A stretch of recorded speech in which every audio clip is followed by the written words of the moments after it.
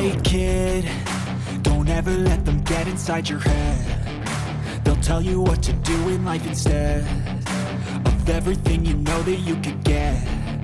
Don't let them guide your life towards regret. I'll fight for what I love with every breath. My past is filled with things I won't forget. I use them all to push me to my best. So treat the worst of times just like a test.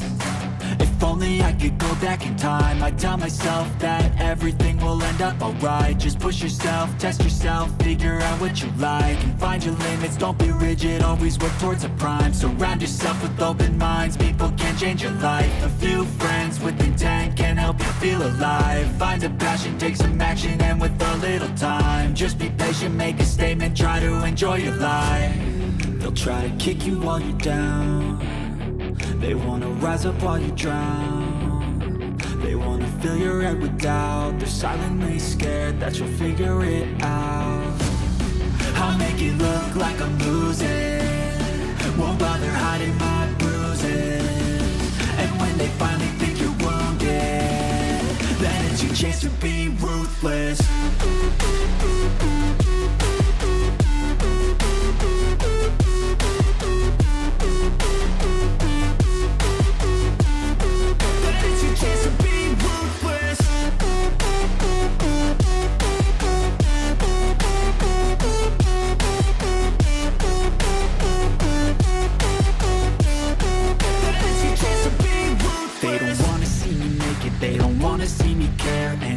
Make some progress, I can see that they compare. I think everyone's against me, maybe something in the air. Am I paranoid? I swear a void is forming and they're scared. I walk a straight path, not many can say that. I like to play fast, cross me and there's payback. You better pray that I don't see your face at any place that I go. I know you hate that. I've been doing fine, I'm not wasting any more. Hello YouTubers, and welcome back to the Boston Red Sox franchise here on the channel, as we're back here in Red Sox Nation today, as we're taking on the 27-18 Atlanta Braves in today's episode, as well as of course we'll see a little bit of Chris Sales, who's been dominating on the field here, former Red Sox. And ironically enough, that we have this episode here, he's actually being talked about being traded back to the Red Sox in IRL, so that's pretty interesting. Also, too, today in today's episode, it's going to be a lengthy one. It's going to be the Mets here, as we'll play against the Mets and a set there with them. And, of course, we'll have a nice series with the very exciting series with the Baltimore Orioles coming up in today's episode. So this one, I think, lengthwise, so far what I've seen when I'm doing this, it's going to be a little over an hour. So bear with us. We're going to have a lot of action here today, as we take it on the 5-2 Chris Sales. Is right now a 2.97 ERA. Crochet, of course, 4-1, and we have him right there at $1.95 for an ERA. So this should be a pretty good matchup between the two of these guys. Of course, this is a pretty good long homestand that we have. This is actually a 10-game homestand. So we'll be kind of going into a couple of games here. We'll kind of jump, middle of a game, and we'll also kind of do maybe a player lock as well in today's episode, maybe, possibly, I don't know. But I can't really remember. It's been a while since I've seen this footage here. So right now we're in first place. Braves are right now in first place as well. So we got two divisional leaders right now. In first place. Braves right now have a 3-game winning streak. They've won 6 of the last 6, or they're 6-4 of the last 10 games. And there you see the Phillies just a half a game behind them. And of course, they're looking to see if we can take at least 2 or 3 here from these guys. There you see the schedule here for us, and like I said, it's a pretty good lengthy homestand here. I would say by far probably the most we've had so far here in this series, which is going to take us through pretty much the last week and a half of the month of May.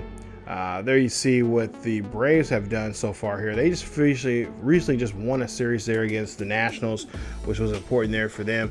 Right before that series, they got swept by Pittsburgh of all things.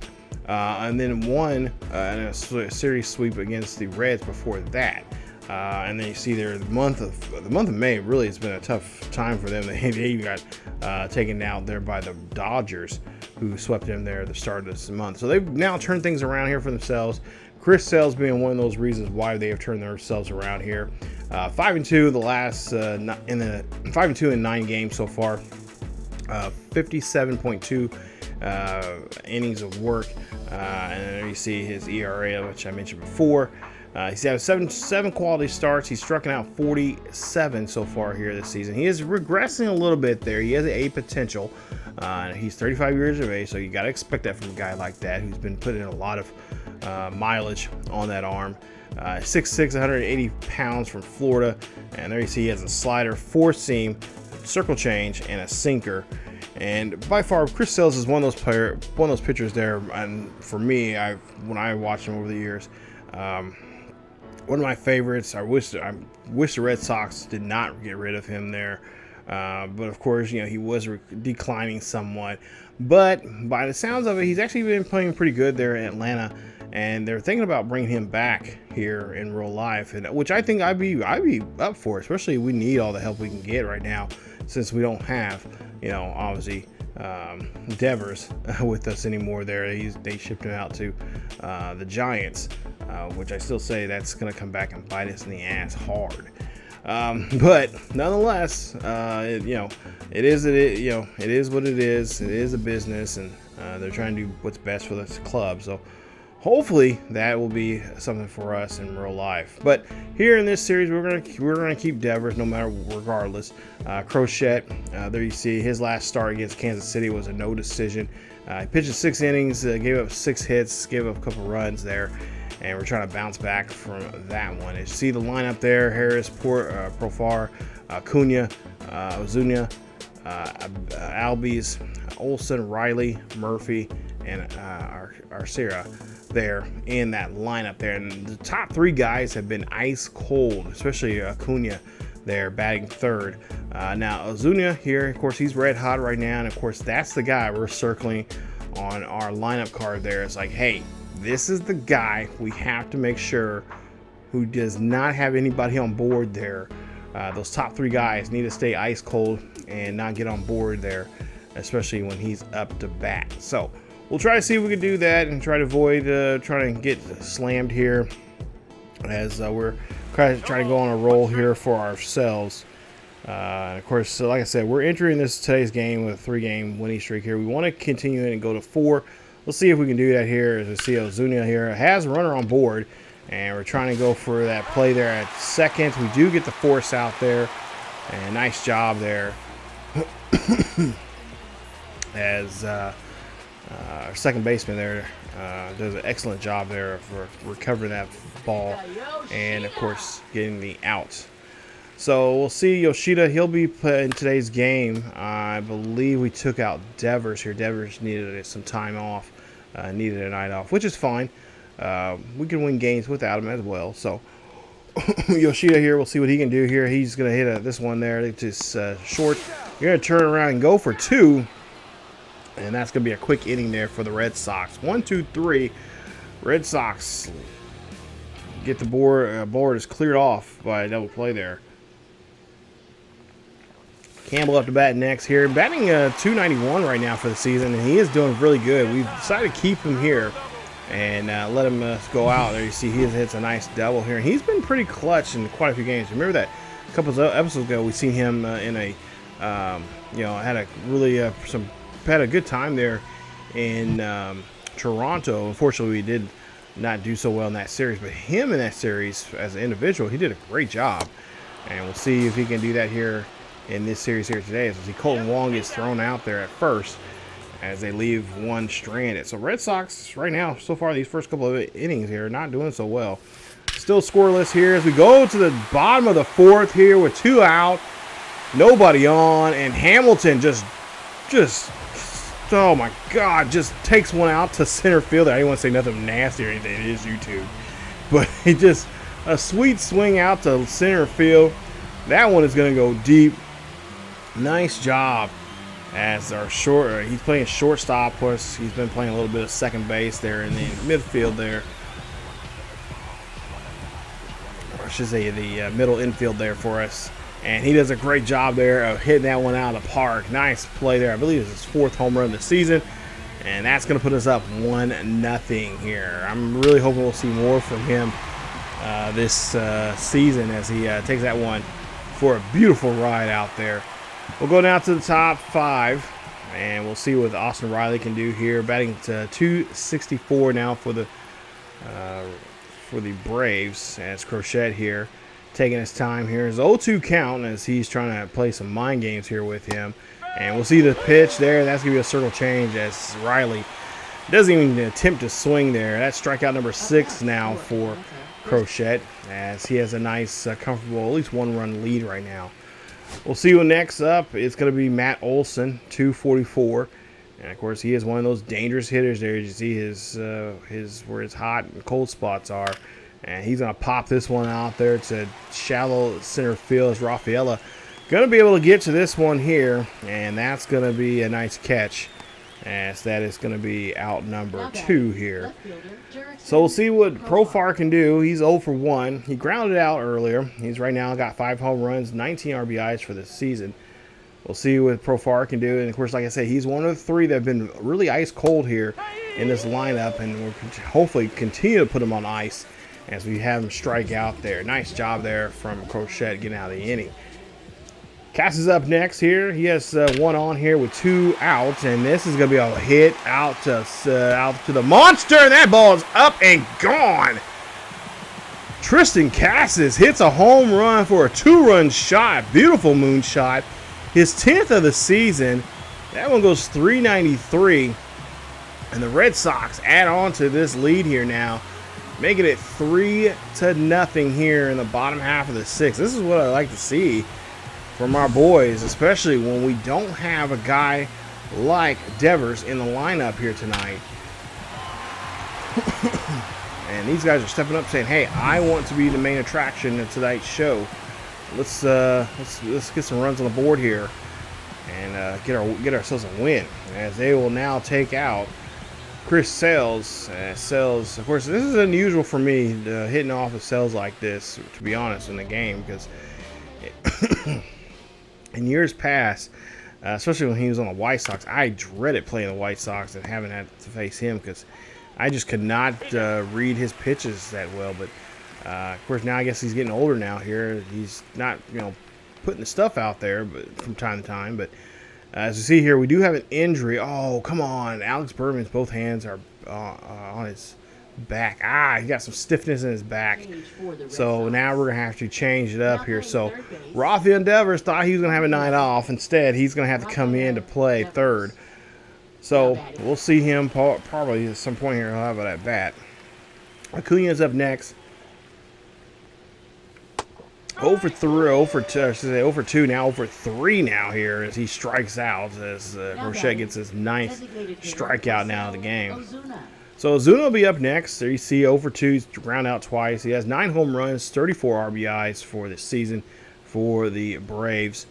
As we'll see if we can, again, keep him quiet and not let him do anything. He doesn't have anybody on board, but there are 2 out. And we don't want to make this inning any longer. As Devers does a great job there, ground that ball there at third. Gets that one over the first, and a nice put out there for the inning. As now we go to the top of the 8th, as we'll see Austin Riley up next, and we'll see what Riley can do as Riley pops this one up here, and that's going to be a floater there to the shortstop as he calls everyone off and gets that one there for the out. Out number 1 here for the Braves. As we'll see Olsen up next. He's 0 for 2. And, of course, we did a good job there last time with him. And so you get that sinker low and down the middle. And, again, Crochet does a great job here. Getting us now his 10th strikeout now in today's game. So he is really doing a great job here in these latter innings here. He's really doing a good job here. Hopefully giving the bullpen a night off. As we'll see Campbell gets a nice ground ball or nice hot shot there to him. And that's going to end the inning. So nice job there going 1, 2, 3. Red Sox lead at 3-0. as Rafael will be up next here in the bottom half of the 8th. 2-1 count, and we'll see the pitch. That ball is going to be up the middle here. No one can get to it, so Rafael gets himself on board. Nice job getting the base hit, and of course now doing an excellent job there leading off. As we'll restart the order, and Duran will be up next. 1 for 3 for Duran for the day. As we'll see here, he'll hit this one up the middle there, and again another squeaker gets by, as they cannot get to that one and make a play. Now 2 on here, as we'll see Nacho Alvarez Jr. He is clutching his knee, and looks like he's going to have to be removed from the game. So Braves player is going to have to come out. I believe that's the shortstop. Yeah, it looks like he's going to have to come out, and he's going to have to make a... Oh, wow. It's serious to the point where he might have to make a brief stay on the IL. So the shortstop now coming, the starting shortstop coming out. Dare Fletcher will finish the game out as the shortstop. And, of course, Devers, had to come in for Alex there. So we'll see what Devers can do now here. Batting .361 for the season, 2 on. Nobody out here for Devers, as he's got a 1-2 count. Devers here swats this one there out to right field. That's going to be a base hit. Runner's going to come around to score, and that runner's going to come in to score. But, oh, we try to score a second run, and we get caught there. And that is, I believe, Duran there, as we're trying to get him to go around. Not to mention, we're actually trying to get Devers in position there at second, so we wouldn't have to avoid a double play. But Yoshida does a great job there, as he knocks him over to third on the hit there. So nice job hitting that one out to left.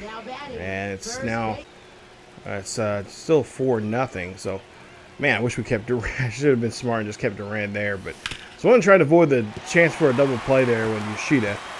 But we're able to get a base hit there from Cassis, who's been having a great game here today. He's got now 3 RBIs for him so far here today, as he's got a home run.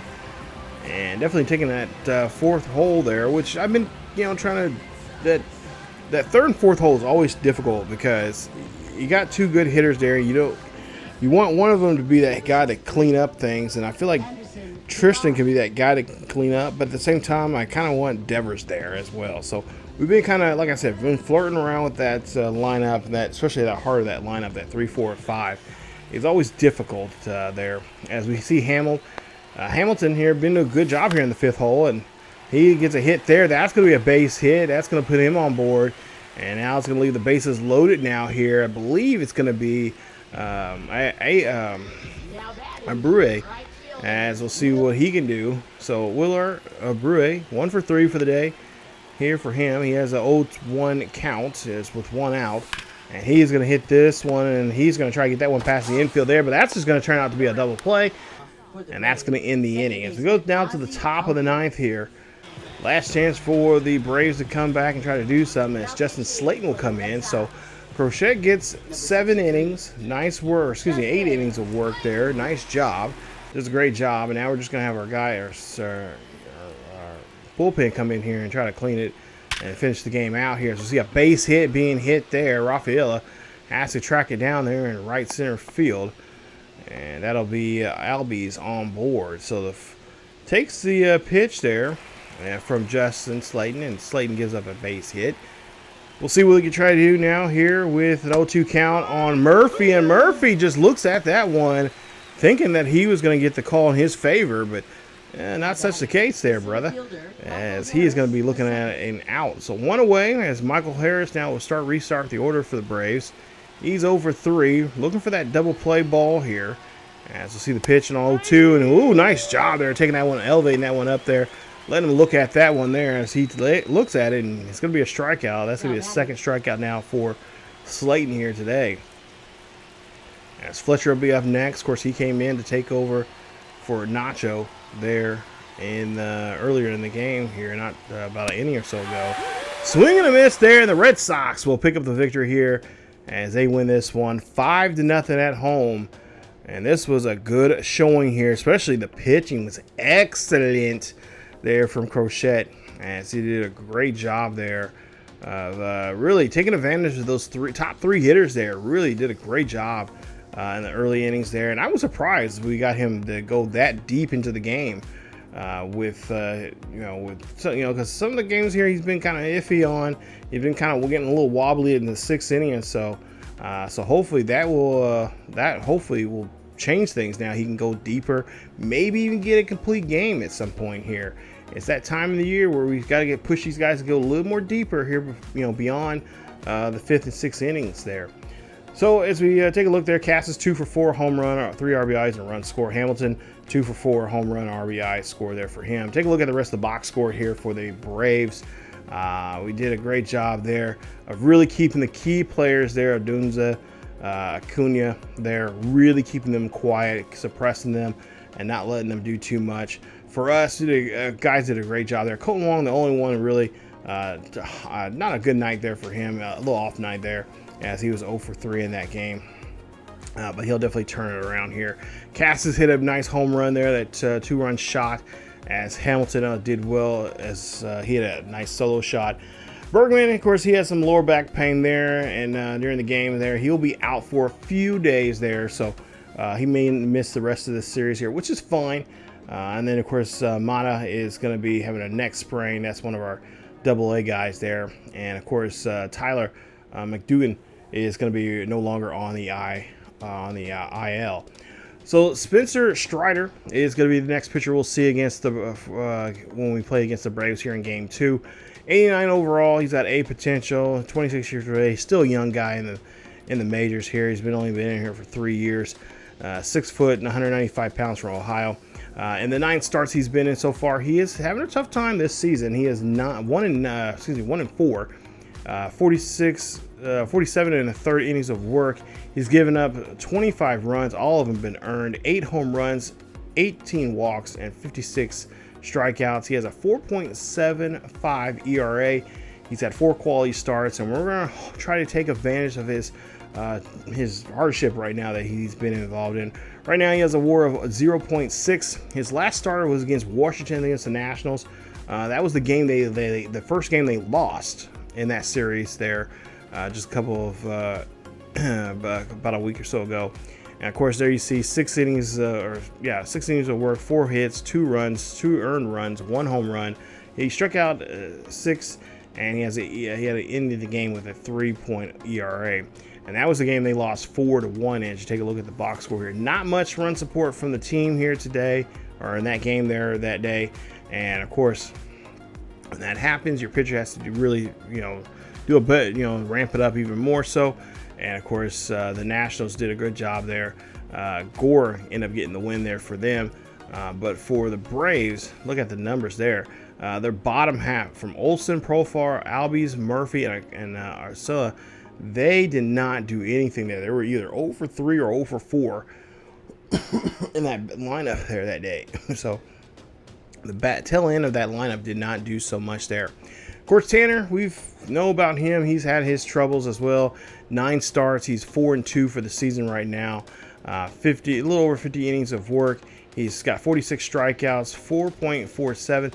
I feel like I do a pretty well job with him with the pitching rotation. So I think it's more of the simming that we have trouble with him. There's been a couple times there he's gotten blown out. He's only worked 4 innings, like you see there in that Toronto game that we simmed. The KC game that we also simmed as well.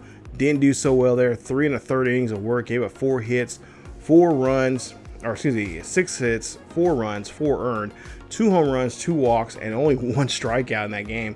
If I was doing that against Kansas City, or if I was playing that game, and I should have, against Kansas City, that he would have a hell of a lot better numbers than that. But I went ahead and simmed it. Thought we did have a good showing there, and of course Kansas City did a good job there against us, scoring 7 in that game. So we'll see there. Bobby Witt Jr., Perez, and John Rave all had a great day there in RBIs. Bobby Witt and John Rave even had a better day because they had home runs.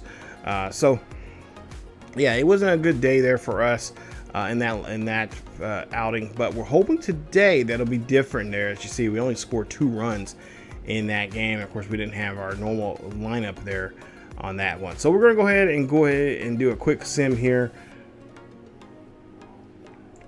Or I should say a quick manage sim As we'll manage this one here. We'll jump in here whenever it gets a little too hot and steamy for for Tanner Hook to deal with, and we'll jump in here and kind of see if we can help out. So we'll try to get maybe somewhere in there in the 4th or 5th inning if he's having trouble here. If not, then we'll definitely jump in before the 7th inning, or somewhere around the 7th inning there. We'll see here as we Red Sox score 1 run. We are wearing our City Connect unis there, and I do like them. I even like the ones that I thought the ones that were yellow and blue were kind of loud. You see there a solo shot there from Devers, gets a nice home run there, putting us up now 2-0. But I'm actually I'm getting liking those orange or those yellow, bright yellow, kind of pastel yellow unis there for the last year's City Connect. This year's City Connect, I even love it even better. It's that green monster green. It goes well with it. Maybe I don't know. Maybe a little red in it would help out some. But nonetheless, I love the jerseys. I even love some of the jerseys or some of the unis they have for some of the AAA and AA teams in this game. They're pretty cool. Recently, I just got done playing with the series or episode with the Chicago Cubs on my other channel, and there were some unis they had for their AAA team. I'm like, wow, these are nice looking. Like, I really like these. These are really nice. You see here now we're starting to give up runs here. We had a nice inning there in the 4th, or excuse me, in the 5th. We scored 4 runs. Now we're starting to get a little bit of trouble as Tanner needs to be pulled here. So we're gonna have to call in one of our backups here. We'll probably Bernino. We'll bring him in here. We'll see if he can get us out of this inning there. Nice job. We give up 3 runs there in the 6th. So right now it's a 3-run lead for us. So far, we don't need to jump in here too much.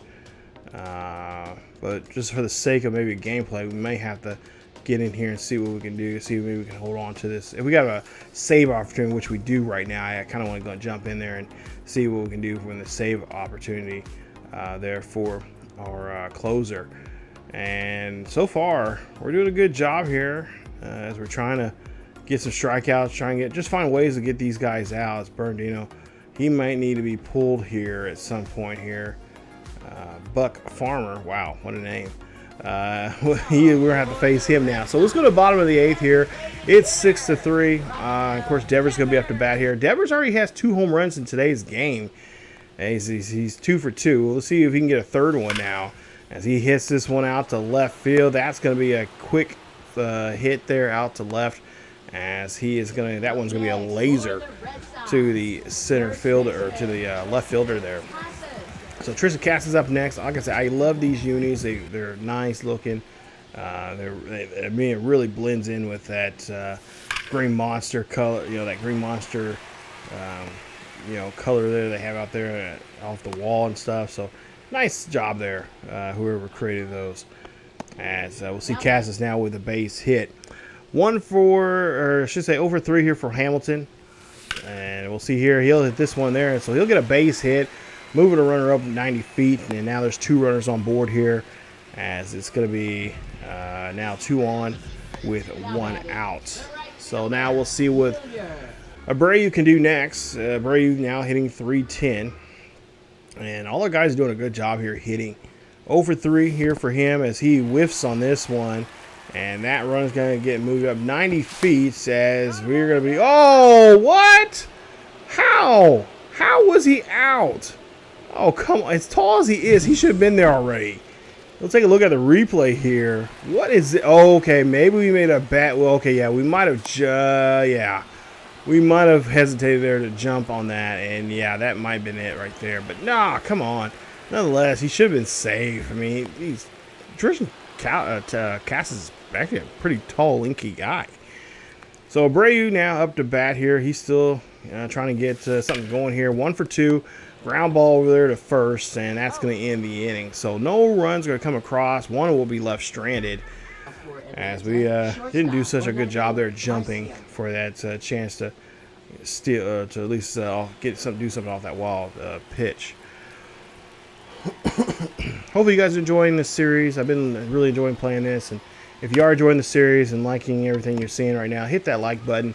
And, of course, don't forget to subscribe and hit that bell notification so you guys will be notified of upcoming Red Sox franchise videos, as well as other series like our upcoming series in college football. As we see, this one's going to be hit out there deep, out to center field. I think Michael Harris says he's had enough as that one goes over the wall. That's a solo shot there for the Braves, as it's now his 5th home run of the season. And Bernardino may need to be pulled here, as it's now a 2-run ball game. As it's now he hits that solo shot there off of 1 out. Nice job there from Harris, as he's starting to get heated up here. He was ice cold coming into this series, and now he is taking that one to center field for a long home run ball. So yeah, Coach Cora, or Manager Cora, says, yeah, you've had enough. We're going to go ahead and bring up the next guy here, and that's going to be Chapman. So Chapman has a chance now to go 10 of 11 for his save opportunities here. Right now he has 9 saves for the season, 13 appearances so far this season. And of course he's 0 for 1 in for the season record. As we'll see an 0-1 count, as we'll see a throw over to first, and Cassis did not get that one there. I think they're going to actually call it on Hamilton. That might be an it's going to be an E6, as Hamilton did not get that one in the glove. So now we're going to pay for it here now, and hopefully not in this position, what I think is how we're going to pay for it, but we're going to have to stay out here longer. That should have been an easy play there for Hamilton. But we'll see what Ozuna does here, as he'll hit this one there, and Hamilton can't get to that one either. So another base hit now, as Chapman here was really hoping to get out of this inning and not have to put it in a situation like this. Olsen up next, 0 for 2 for him. As we'll see an 0-1 count, and that ball's going to be hit over to Hamilton. Hamilton throws the second, throws it over to first, and they cannot get the double play, as one is going to be taken off. So now runners on the corners here with 2 away, trying to keep that runner over at third from stop him from advancing. Riley here hits this one, tips it away, foul ball. Now looking at a 1-2 count in favor of Chapman. Chapman hitting this one out, Riley hits this one out there deep. Chapman able to get the save, and the Red Sox win this one at 6-4 is your final. So Red Sox able to pull off a nice victory here, even though they had to give up a run there in the 9th. But nonetheless, Chapman did a great job there, getting his 10th save, as Devers there go 2 for 4, 2 home runs, 4 RBIs, and a run scored. On the other side, you see Strider there gets hit with a loss, 4 2/3 innings of work, 6 hits, 5 strikeouts, 5 earned, and 1 walk. And of course, there you see their numbers there, as we Dunes there 2 for 4 and a run for him. Michael Harris 1 for 5, a home run, and RBI, and a run scored there. Again, doing a good job here. They were starting to come back there, it's in the 6th inning, but we were able to jump in there and kind of put that to rest in the 7th, 8th, but did give up a run there in the 9th. But overall, did a great job there. 6 runs, 11 hits, 2 errors there for the Red Sox, 4 runs, 5 hits, no errors there for the Braves. As we have now taken this series, we pretty much won this series here, 2-0. And now the 3rd and final game here is to see if we can sweep these boys right out of Fenway. It's about to come up and start here in just a bit. But there you see the rest of the box scores each for the Red Sox. Tanner gets his 5th win. Nice job there, getting 5 2/3 innings of work. So Lopez is up next. As you see there, B potentials, 85 overall. He's from Dominican Republic. He's 31 years old. 6'1", 225 pounds. He has been in the league for 7 years. He has a 4-seam, a slider, a curveball, and a circle change. His last start was against the Nationals, where he pitched 5 innings, gave up 3 hits, 2 runs, 1 earned, 1 home run, 4 walks, no strikeouts. And he's going to be taking on Cutter Crawford here. Of course, we've had better days with Cutter, but at the beginning of the season, we've had some tough times. But now he's starting to turn around the corner. 9 starts. He's 5-2 right now for the season, a little over 50 innings here. I'm starting to look at some of his what his pitching repertoire is and what works, what doesn't. kind of practicing with them outside of the franchise here. And really liking what I'm picking up here with him and what he can do with certain pitches and especially in certain situations. But there you see 2.68 ERA. He's at 5 quality starts. His WAR right now at a 1.5. And of course, his last start was against the Tigers, where we won that one. There you see he pitched 7 innings, 7 strong innings there. He gave up 2 runs and 2 hits. No runs were earned, nothing there. He struck out 12. And overall, a great performance there. Got some great run support there from his fellow teammates here. So we'll see what he can do here in this one, as we'll again do another quick manage now and see if we need to jump in here and help him out. So nice solo shot there from Devers. Devers has been doing a great job here hitting off these Braves pitchers here in this series so far. I think that's now 4 for him. I think. For him so far, yeah, or no, three for him actually. So yeah, he's been doing an excellent job here. He took that time off. Of course, he was supposed to get him a night off there, but Alex, of course, is kind of got some back problems right now, so we're gonna give him some time off. Hopefully, he'll be able to jump back in here soon, especially in this Mets series there, because he did pretty well excellent job there last time we played against the Mets there at Citi Field. But you see there, Hamilton gets another nice home run. Hamilton doing an excellent job here in this series as well. So right now, Red Sox lead at 3-0, as they do have 1 error in the game. Crawford looking very sharp out here. Okay, now I said that now here, he's given up 3. So he gave up 2 singles and a double. So yeah, never mind. I take back what I just said. So now Lopez here, we're going to take him on here as we're going to try to get this lead back here for Cutter, as Duran will be up to bat here. He's grounded out twice now. I don't know if you can hear that, but they're calling MVP for Duran. Okay, it's a little too soon to call for MVP for him. I mean, he's been hitting very well. He's been MVP-esque, but it's too early to be calling anybody MVP right now. Maybe MVP of the team, but definitely, any more than that, it's too soon. It's May, y'all. Calm down. Things can drastically change real quick. So Gonzalez will be up next. He's taking over a third base position here. We're letting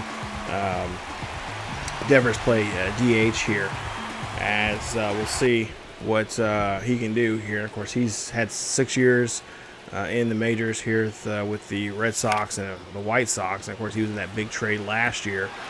As we see a hit there, that's going to be a base hit for Gonzalez, and which is nice for Gonzalez, because he is not just a third baseman, but he's also a shortstop and a second baseman, which is very nice. We can move guys around here, especially. I think he can even play first, so that's even better.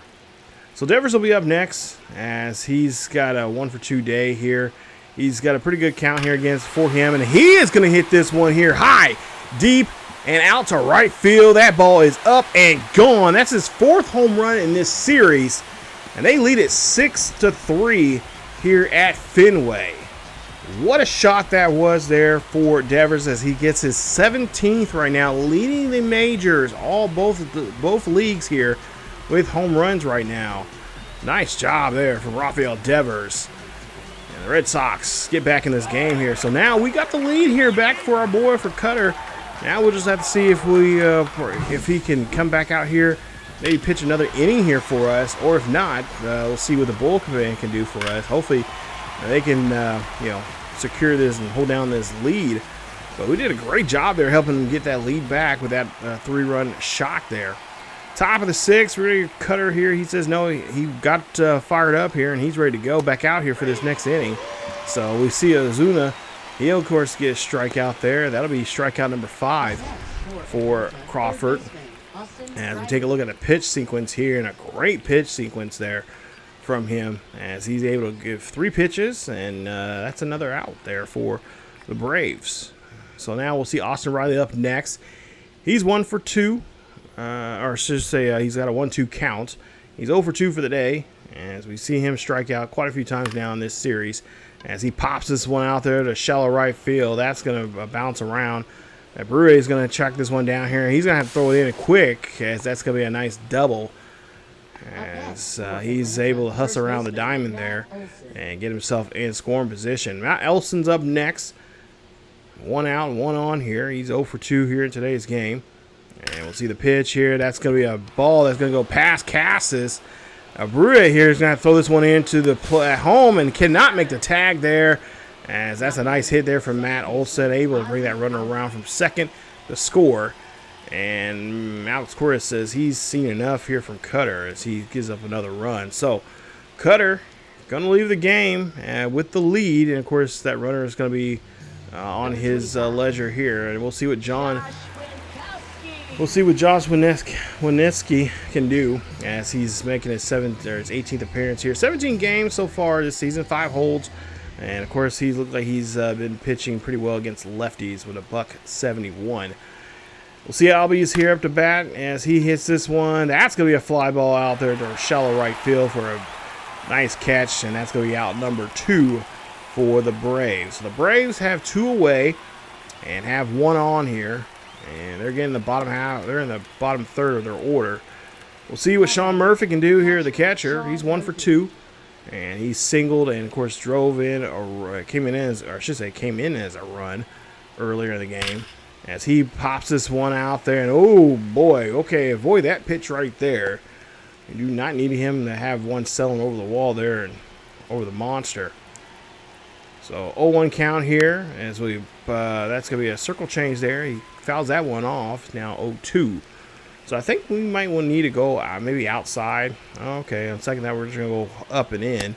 And we get him a chase after that 4-seam fastball. Nice job as he's able to get a strikeout there on Murphy. Nice job there from Woniski taking the challenge there and seeing what he can do there. Base hit here for Connor Wong, and Wong is able on board there with a base hit. Started leading off the inning here in the top half of this, here in the bottom half of the 6th with the base hit. Raphael is up next. He's 0 for 2. He's flied out and grounded out already here today, and he has an 0-1 count. We'll see what he can do here as he pops this one here. That's going to drop down out there shallow left center field for a base hit. That's going to put them on board here. And the Red Sox are trying to add some more runs here. Get some more insurance now for themselves. And they're up by 2. Durant up next. And you see he's been fouling a lot of things off, making it difficult here for Pillar. Pillar here gives up a base hit. That's going to be down to left field. And that's going to keep all the runners on board here as the bases are juiced. And we'll see who can bring him home. As we'll take a look at the show drone, and that's just a nice hit there from Duran, who, like I said, I've been feeling every time I get up when I see him up on the plate there. Something about him, I just hit very well with him. Gonzalez up next. He's 2 for 3, and Gonzalez here pops this one over there to shortstop. They're trying to throw him out there at first. They do so, but a run will come across, and now runners in second and third for the Red Sox, as the Red Sox here add another run, making it now 7-4 here in the bottom half of the 6th. As we've seen already, Devers, what he can do here in today's game,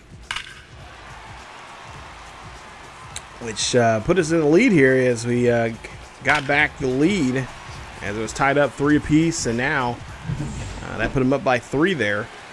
As we'll see here, manager for the Braves says no, go ahead and intentionally walk him. So they're going to go ahead and be smart here and not deal with him and deal with Tristan Cassis. As they're going to go ahead and make it also a pitching change as well.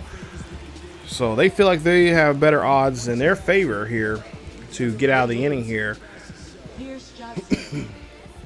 So Pierce Johnson will be up. 26 games he's been in so far this season. He's had he's got a 3-0 record. He's had 5 holds, and there you see he's been struggling against lefties. So he's got a lefty here he's going to have to deal with. He's batting, he's 307 against lefties now this season. We'll see what he does with Tristan Cassis. Cassis right now 308 with runners now, bases are juiced. And Cassis here chops this one there to the third baseman. Trying to throw that one there, but that's going to be overthrown. And now the runners are trying to advance here. And now we're trying to move the runner there.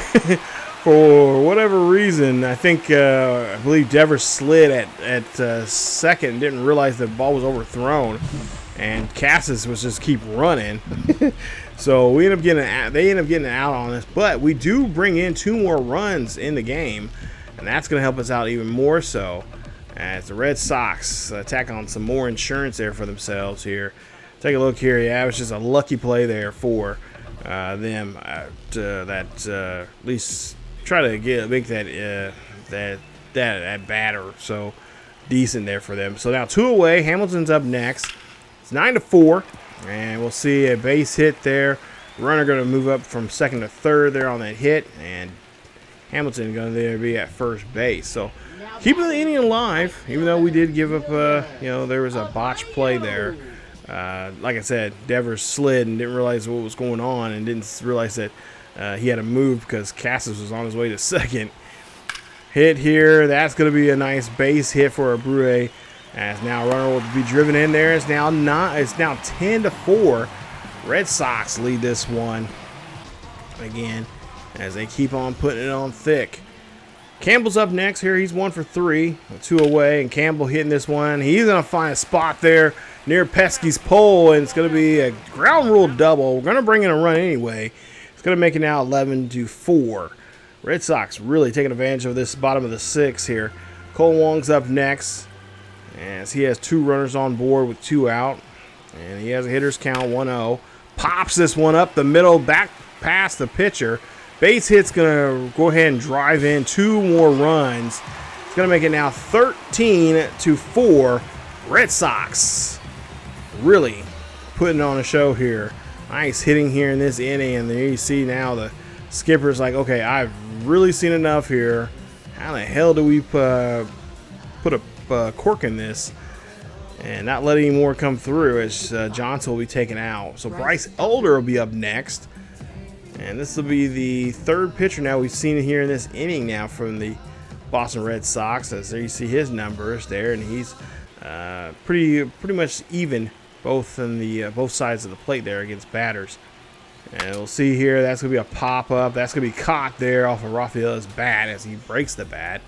And that'll end the inning. So nice inning there for the Red Sox. There you see 13-4 here as we now go to the bottom half of the 7th. Devers, 2 home runs, 2 RBIs. I believe now that's 4-5 home runs in this series. Wow, Rafael. We still got another whole, couple more months as he hits another one over the wall. Home run there for Rafael Devers. He is 3 for 3 in today's game. And as soon as I say that, he hits his 6th home run of this series, his 18th of the game, or 18th of the year. Red Sox lead it 14-4 here at Fenway. There you see the fans. They are definitely congratulating him. There you see he's getting fired up. And there you see him get pumped. Yeah, that's all he's doing, just pumping iron there. Just getting stronger as he is able to just hit this one there. I didn't think it was actually going to go over that, that area out there. That's a tough area to hit a home run at, but he'd find, especially at low. Wasn't it like a high one? So we go to the top of the 8th here. 1-2 count now for Acuna as Josh Winiski is still out here. And we'll see the pitch here. That ball is going to be flying out to the left. That's going to be caught by Duran. And that's going to be out number 1. Now batting. So Designated hitter. Braves definitely don't have a chance to get back in this one here unless they really light up the scoreboard here. And so far they have not been doing that here in this series. As you see Ozuna, he's now 3 for 10 in this series right now. Really the only one that's really been doing something in this series, especially in the heart of the order. Up next. As we'll see here, a base hit there for him. So he's on board. We'll see Riley up next. And, of course, Josh, they're letting us know that Josh is getting tired. So at some point, there you see a circle change there as Riley try to check swing that there. And that's going to be a strikeout. That's going to be out number 2. So we're trying to see if we can get Matt Olson out and then kind of pull Josh and bring in a new pitcher here coming up in the top half of the 9th to close the game out. As we'll see a pitch there. That's going to be a swing, or not even a swing there. Just going to be looking at that one. And Olson has to sit down as he strikes out there in that at bat. So now we'll see our next pitcher, and Weisser out here. We'll see what he can do here. Not much that he really needs to do is just get these 3 outs, as we have a nice 10-run lead. Albie's up next. Albie's grounds this one there to Campbell, and Campbell's going to easily throw that one over to first, and that is going to end the inning, or in the at bat there for him, for for Albie's. Murphy's up next. 1 for 3, a single and a run from him, as he's 1 for 3 for the day. Looking to try to get this, keep this inning alive with 1 out. Ball there, hit by Cassis. Cassis has it. Cassis toss over there to the pitcher, and he is going to get him out there at the bag. Nice job there as they get 2 away. That was, those are usually, I don't know, I get a little nervous on those type of plays there. I'm almost thinking it's like, okay, Cassis, make sure you throw it over there and not lightly to him so he can get it on the run. And he does so there. He just throws it up there, and Weisser is able to tag the bag. So now Orlando Arcilla is up next here. He's 2 for 3 in today's game, and this has been the most we've seen him in this series. As Campbell is going to get the ground ball there, and that is going to be it for this one, as the Red Sox get the win, and not to mention, most importantly, they get the sweep here today, as they sweep the Boston, or the Atlanta Braves. And this one 3-0 in the series. Nice job there. Winning this one 14-4. Final score, 14 runs, 19 hits. Wow, 1 error. Braves 4 runs, 8 hits, and 1 error there for them. And of course, Rafael Devers, their player of the game there, 3 of 4 in this game. 3 home runs, 5 RBIs. And like I said, he has now a total of 7 home runs in this series alone. Jeez. He has been lighting up the scoreboard here and doing a good damn job of it. That's what I'd like to see from our boy there, as he did a great job there. Harris 1 for 3, a run or RBIs there for him. Riley had an RBI, or excuse me, a double. Harris had a double. Olsen had an RBI. Harris had, like I said, 2 RBIs. And Arcilla had an RBI as well. Lopez goes 2-2 now for the season, as he got knocked out there. 4 1/3 innings of work, gave up 9 hits, 6 runs. All of them were earned, and of course a strikeout there for him. And then look at the numbers there for the Red Sox, and like I said, overall just up and down the lineup there really showed off what they can do with the hitting, and of course the pitching did a good job there. Crawford, 5 1/3 innings of work, gave up 7 hits, 4 runs. All of them were earned, 1 walk, and of course 5 strikeouts in that one here today. So great job there. Matt Moore is no longer injured, so he'll be back on our roster. So that win now puts us at 6 games in a row that we've won. We're 7-3 in the last 10. And take first place, still taking first place, as we have a nice 3-game lead over the Yankees, which we're trying to prepare ourselves for coming up here, because in the next episode we'll be facing them both home and away. So that is going to be a very interesting episode, and it's going to be very, I'm going to be very, outraged on a lot of calls. But you see right now, Tigers right now tied right there with the Twins, and they're in the American League Central, both 25-22. Royals right now 24-24, just a game and a half back of those 2 teams. Guardians also there at 23-23, and White Sox 11-38 and 14 games back. In the American League West, Rangers right now is 29-19. They have first place. They're on a 4-game winning streak for themselves there. Mariners 2.5 games back. Athletics are 5.5 games back. Angels are 6.5 games back, and the Astros are on a 4-game losing streak right now. They are 9 games back of the Rangers with a 19-27 record. As we take a look in the National League East, the Phillies, of course, take over first place there as we swept the Braves. Braves now just a game back at 27-21. And there you see the Mets are 23-24.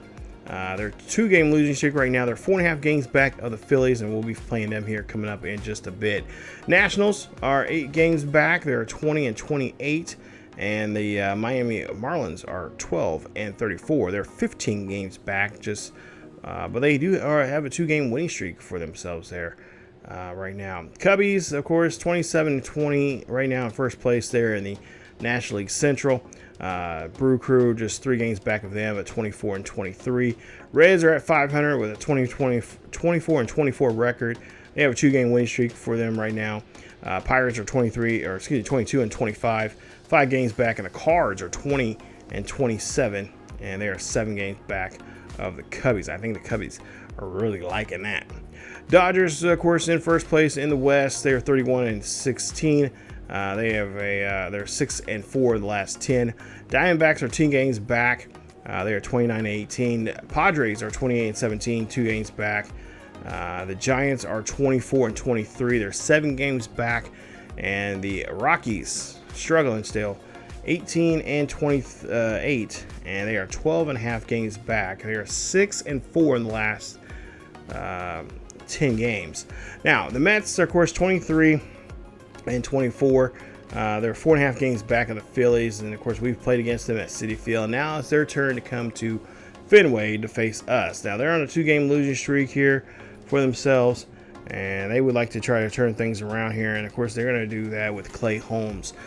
B potential, 80 overall. He's a righty, and of course he is from Alabama, 31 years of age, 6'5", 245 pounds. He's been in the league for 6 seasons. He's got a 4-3 record in 8 games that he has started in so far here. And there you see 39 1/3 innings of work. He's gave up 5 home runs, 14 walks, and 29 strikeouts. He has a 3.66 ERA. He's at 2 quality starts, and his WAR is at 0.4 for him this season. So he is definitely going to try to get things going and try to get steer this shit back in the right spot there for them. His last start, of course, against Pittsburgh, where he lost that one. And of course, he pitched only 3 1/3 innings of work. Gave up 7 hits, gave up 5 runs. All of them were earned. 2 home runs, 2 walks, and 2 strikeouts. Ending the day of a 13.50 ERA. And that game was during Game 2 of that series, where they lost 8-0 there at home. As for Walker Buehler, it's been kind of an up and down season for him. Right now, in 6 starts, he's 4-3, and there you see 33 1/3 innings of work. And of course, he's been taking over the spot of Bello, who is out on a arm fracture there, and he hopefully will have Bello back coming up pretty soon here. But he has a 0.7 WAR, and he's been doing a good job here. And of course, his last start was here against Detroit, where we won that one 8-1. Got some good run support there from him. Had a good 6 innings, strong 6 innings there from him, and we're hoping to get the same from him today. So Lindor, and of course Winker, Soto. Juan Soto, of course, is a guy that if you've been been watching baseball here in the last couple of seasons now, he is definitely a dangerous hitter, and of course the Mets have him, and he is starting to regress a little bit here. He's 26 years of age. He's still got some room to improve, but the 6'2", 224-pound young man from the Dominican Republic is definitely a person that you do not want to play around with when he has runners in scoring position, or at least on the base pass there. And of course, you will see here our lineup there, and it should be a good one. Now we do have to make a change here. We believe we're giving Campbell a day off, so that means Trevor Story's going to come in the game here in Game 1 of this series here with the Mets. So another afternoon here at the ballpark. You see Juan Soto. He has been highlighted in today's episode here, and that's who we're going to definitely have to watch out for when we're in these games. There you see his last 22 games, 77 at-bats, 18 hit runs, and 2 home runs for him in the season so far. So we got Francisco Lindor starting off here. We're in the top of the 4th, and we'll see a hit there. That's going to go out to the left, and that's going to be a nice hit there for the Mets to get themselves here, as they are going to get the inning started right there in the 4th inning. We'll see Winker up next. He's 0 for 1. As we'll see this one being popped up there high and deep out to center field, as Rafaela finds that one, almost loses it, but is able to pick it up at the last minute and get the catch. Yeah, you know, the last time we played the Mets, we did a pretty good job there at Citi Field here, and I'm pretty sure we can do the same thing here again. As Juan Soto did get a home run off of us there, if I remember correctly, in that episode. But today we're going to try to do our best to not let him get really anything. We do get Soto out there on that strikeout as Trevor Story here goes for the ground ball over to first, and that's going to be it for the inning. So nice job there, nice inning there for the Red Sox defensively. As we'll see what we can do here now offensively, as we'll lead off here with Rafael Devers. And Devers here chops this one there past the second baseman for a base hit out to right center field. And that'll be a runner on board here for the Red Sox, as we're trying to, of course, try to get something going here and get some run support here for Walker today. And so we'll see Blake up next, and Blake's going to ground this one there. Oh, second base. I was going to say ground, easy double play there, but second baseman does not play that one too well. And that will, of course, cost them for a give up a hit there. I believe they did score that as a hit. We'll see next here. It'll be Hamilton. This time the second baseman is going to be smart. Plays it better, and he does get the double play this time around, leaving Rafael there at third base. McNeil is the second baseman there, and there you see that's how you're supposed to play that position there, and that's how you get those double plays. As Hamilton just missed it there by, I probably would say, a step and a half there. So Breed's up next, 2 out, 1 on. We'll see if he's going to be our last hope here in this inning to get a base hit, and it looks like that is not going to be the case, as that run is going to be left stranded there at third. That will end the inning. So nobody in the fourth inning gets anything. We'll go down to the top of the fifth, 2 out. Brandon Nimmo up to bat. He's 0 for 1. Batting .248 here for the season. He's going to rip this one out there to left center field there. That's going to go all the way back to the Green Monster. Rafaela throws that one in, as that's going to be a nice double for Nimmo, his 5th of the season. And he gets himself in scoring position. McNeil now up next, and we'll see what he can do here. Batting near 200, as we'll see Sobel there playing first today, as also Tristan Cassis is not making an appearance in today's game either. So our backup catcher is playing first base. Trevor Story now leads off here in the 5th, bottom of the 5th here. Base hit, 2-2 count there, and nice job there. As of course we've kind of diminished his role, as he has not been hitting too well there, and I kind of want to take him out of the lineup for the next couple of, at least for the next week or so. As we'll see a pitch there, and we're not going to say a story there, as he probably will get taken out there. So Connor Wong is going to strike out, as he of course cannot advance to first, and the runner is going to stay there at first base, as Holmes gets a nice strikeout. We'll see what Rafaela can do here, as he'll be up next, as he's batting, still batting very well here for us. .325 for the season. We'll see what he can do here with 1 out and 1 on. That's going to be a ground ball to third, and that ball's going to be overthrown. As, we got a little trouble here, as we got a little runners in a pickle here, and Rafaela is going to get tagged out. As Rafaela, just at speed, just a little too quick there. Thought he can get second base and realized that the lead runner was not going to be taken off.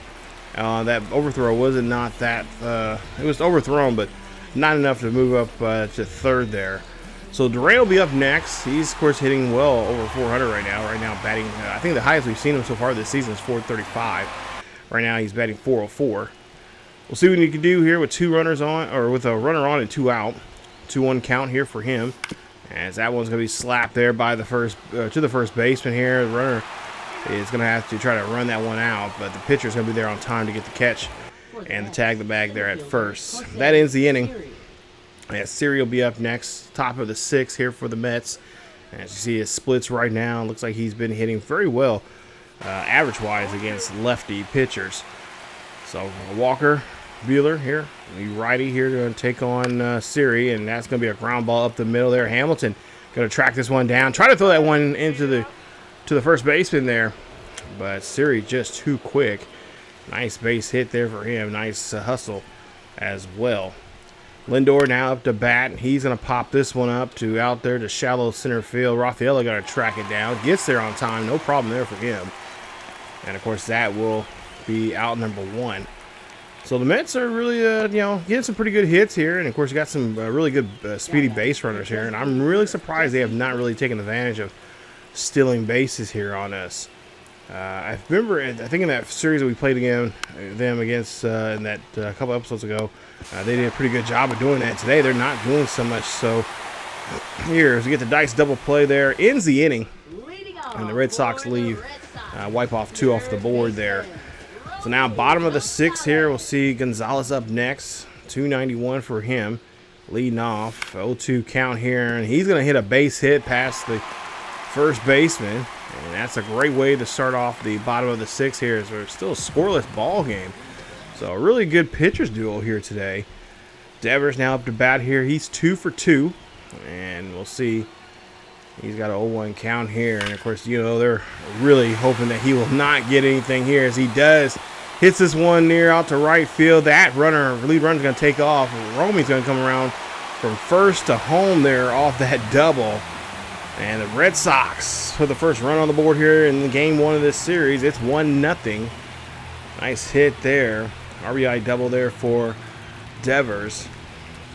As now Danny Young's going to come out here for the Mets. 20 games he's been in so far. 1-2 for the season. And looks like he's just near average there against the righties. 160. He's been pitching really well against lefties now. We'll see how well he does against Blake here. 0-2. And that's going to be a chopper up the middle there. And McNeil's going to make a throw there at first. And that's going to be out number 1 on the Red Sox. And Blake did his best there to try to get that one past the infield there. But McNeil really doing a better job here than he was earlier. Hamilton's up next. 1 for 2 for him. And that's going to be considered a wild pitch. And the runner's going to come in to score here, but it's going to get tagged. And that's going to be on Rafael Devers, as he was told to go to come home. And that one is going to be definitely going to bite the Red Sox in the butt there on that one. So Hamilton's still up to bat here, 0 for 2. And we'll see here. Pitch and swing there, and that's going to be a strikeout on that sweep. And that is going to end the inning. But Rafael Devers, hey, he puts up a crooked number there on the board there. It's 1-0 here off that RBI double for him. Red Sox lead it here after 6. We'll jump now to the 8th inning here. Got Justin Slayton here, 1-1 for the season so far. He has 5 holds, and right now an ERA at 3.91. I'm actually I feel really confident with him pitching in this kind of situation here lately.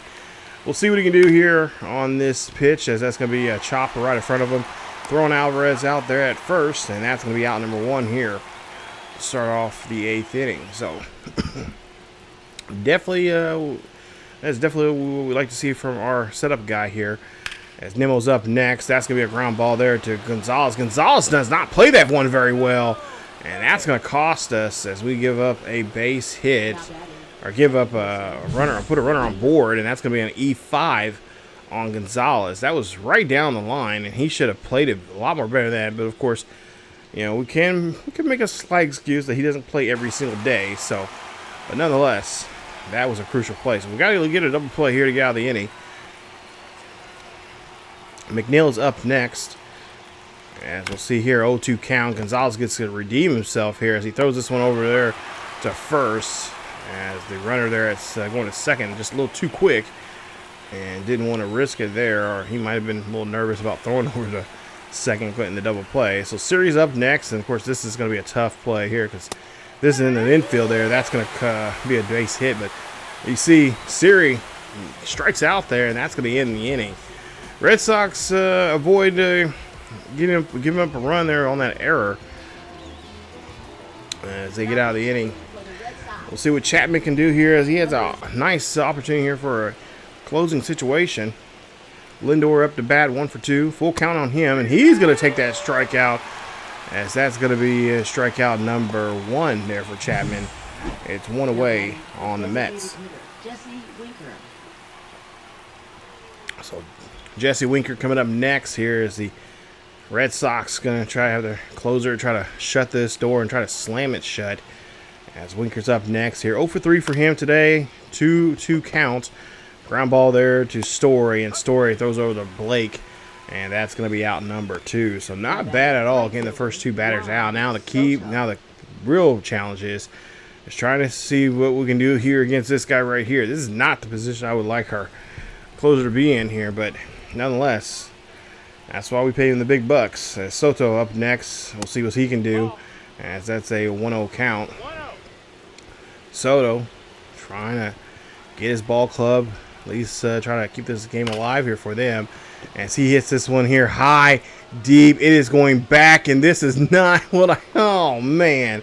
Home run there from Juan Soto as Chapman blows the save. And the Mets are now keep themselves alive here in this game as they tied it up now with 2 away. It's now a 1-1 ball game here at Fenway. And again, that is not the position I do not want to see. Really, no one should have to deal with. But, that's why we pay him the money to be in these situations and try to do what he can there. And, of course, that one just definitely gets away from him. So now we'll see what the next batter can do here. As we'll see a ground ball there, the solo ball. That's what we was looking for. But we have to play the bottom of the 9th. So the bottom of the 9th coming up here. Juan Soto, of course, trying to ruin the party here. Try to clinch our 11th save of the season here with Chapman, but he decides to go yard. It's 1-1 here as we go to the bottom of the 9th inning. So now, last chance now for the Red Sox to try to get back the lead here and try to win it. And, of course, if not, and we're going to be playing some extras as Garrett will be out here. He's 1 for 1 right now. He's not pitching very well against lefties. And, of course, now he has to deal with this lefty here, who's now 3 for 3 for the day. He's, of course, had that double, and here's the RBI there. We'll see what he can do here as Rafael Devers goes after this pitch there, and they've shifted on him. And Devers taking off down to first base. Nice hustle there from him as he's on board. And that's a nice base hit. So great job there for Devers getting on board. Blake will be up next. He's got a 1-0 count. He's going to foul this one off. And that's going to be now 1-1 count. So we just need him basically just hit one up the middle there. Get on board anywhere. Just find a way to get the runner up 90 feet and get him in scoring position here. As he cranks this one here high, deep. It's back, and this ball is gone. Home run for the Boston Red Sox as Blake Sorbel hits this one for a 2-run shot and wins this one. Game 1 goes to the Red Sox. As Red Sox Nation are going bananas over this one here.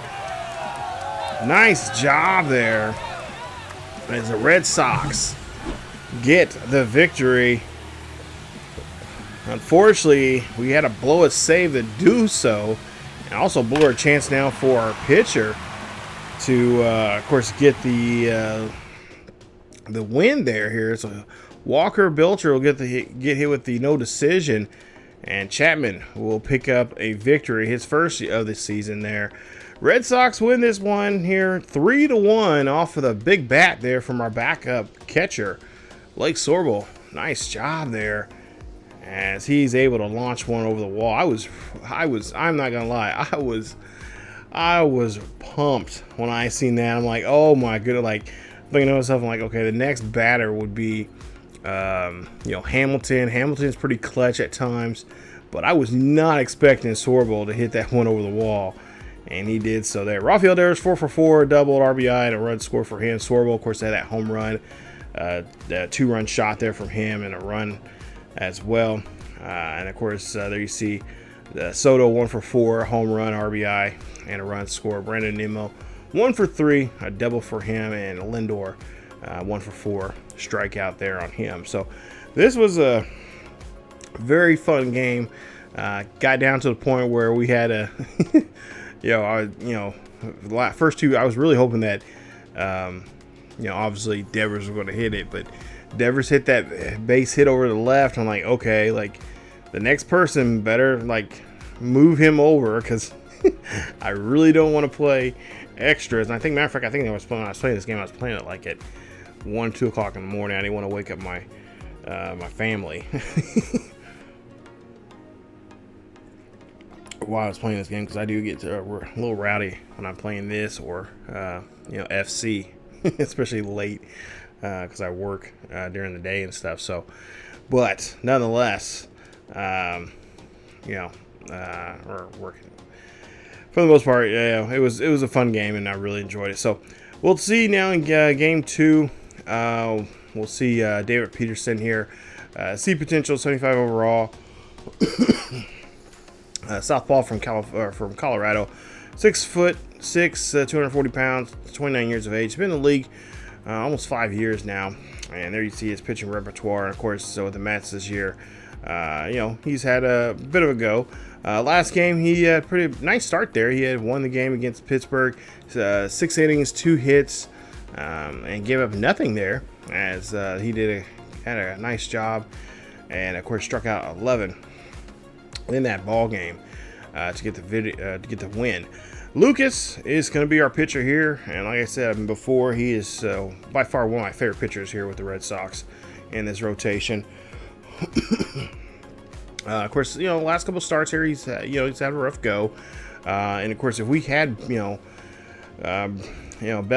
here in that lineup, I would love to start. I was going to start rotating guys out, have them miss the start or two, and just kind of rotate them out and get them some time to rest up, to recharge and refocus and all that kind of stuff. But since he is injured with a arm fracture, which we should have him here in the next, I would say probably the next 2 weeks.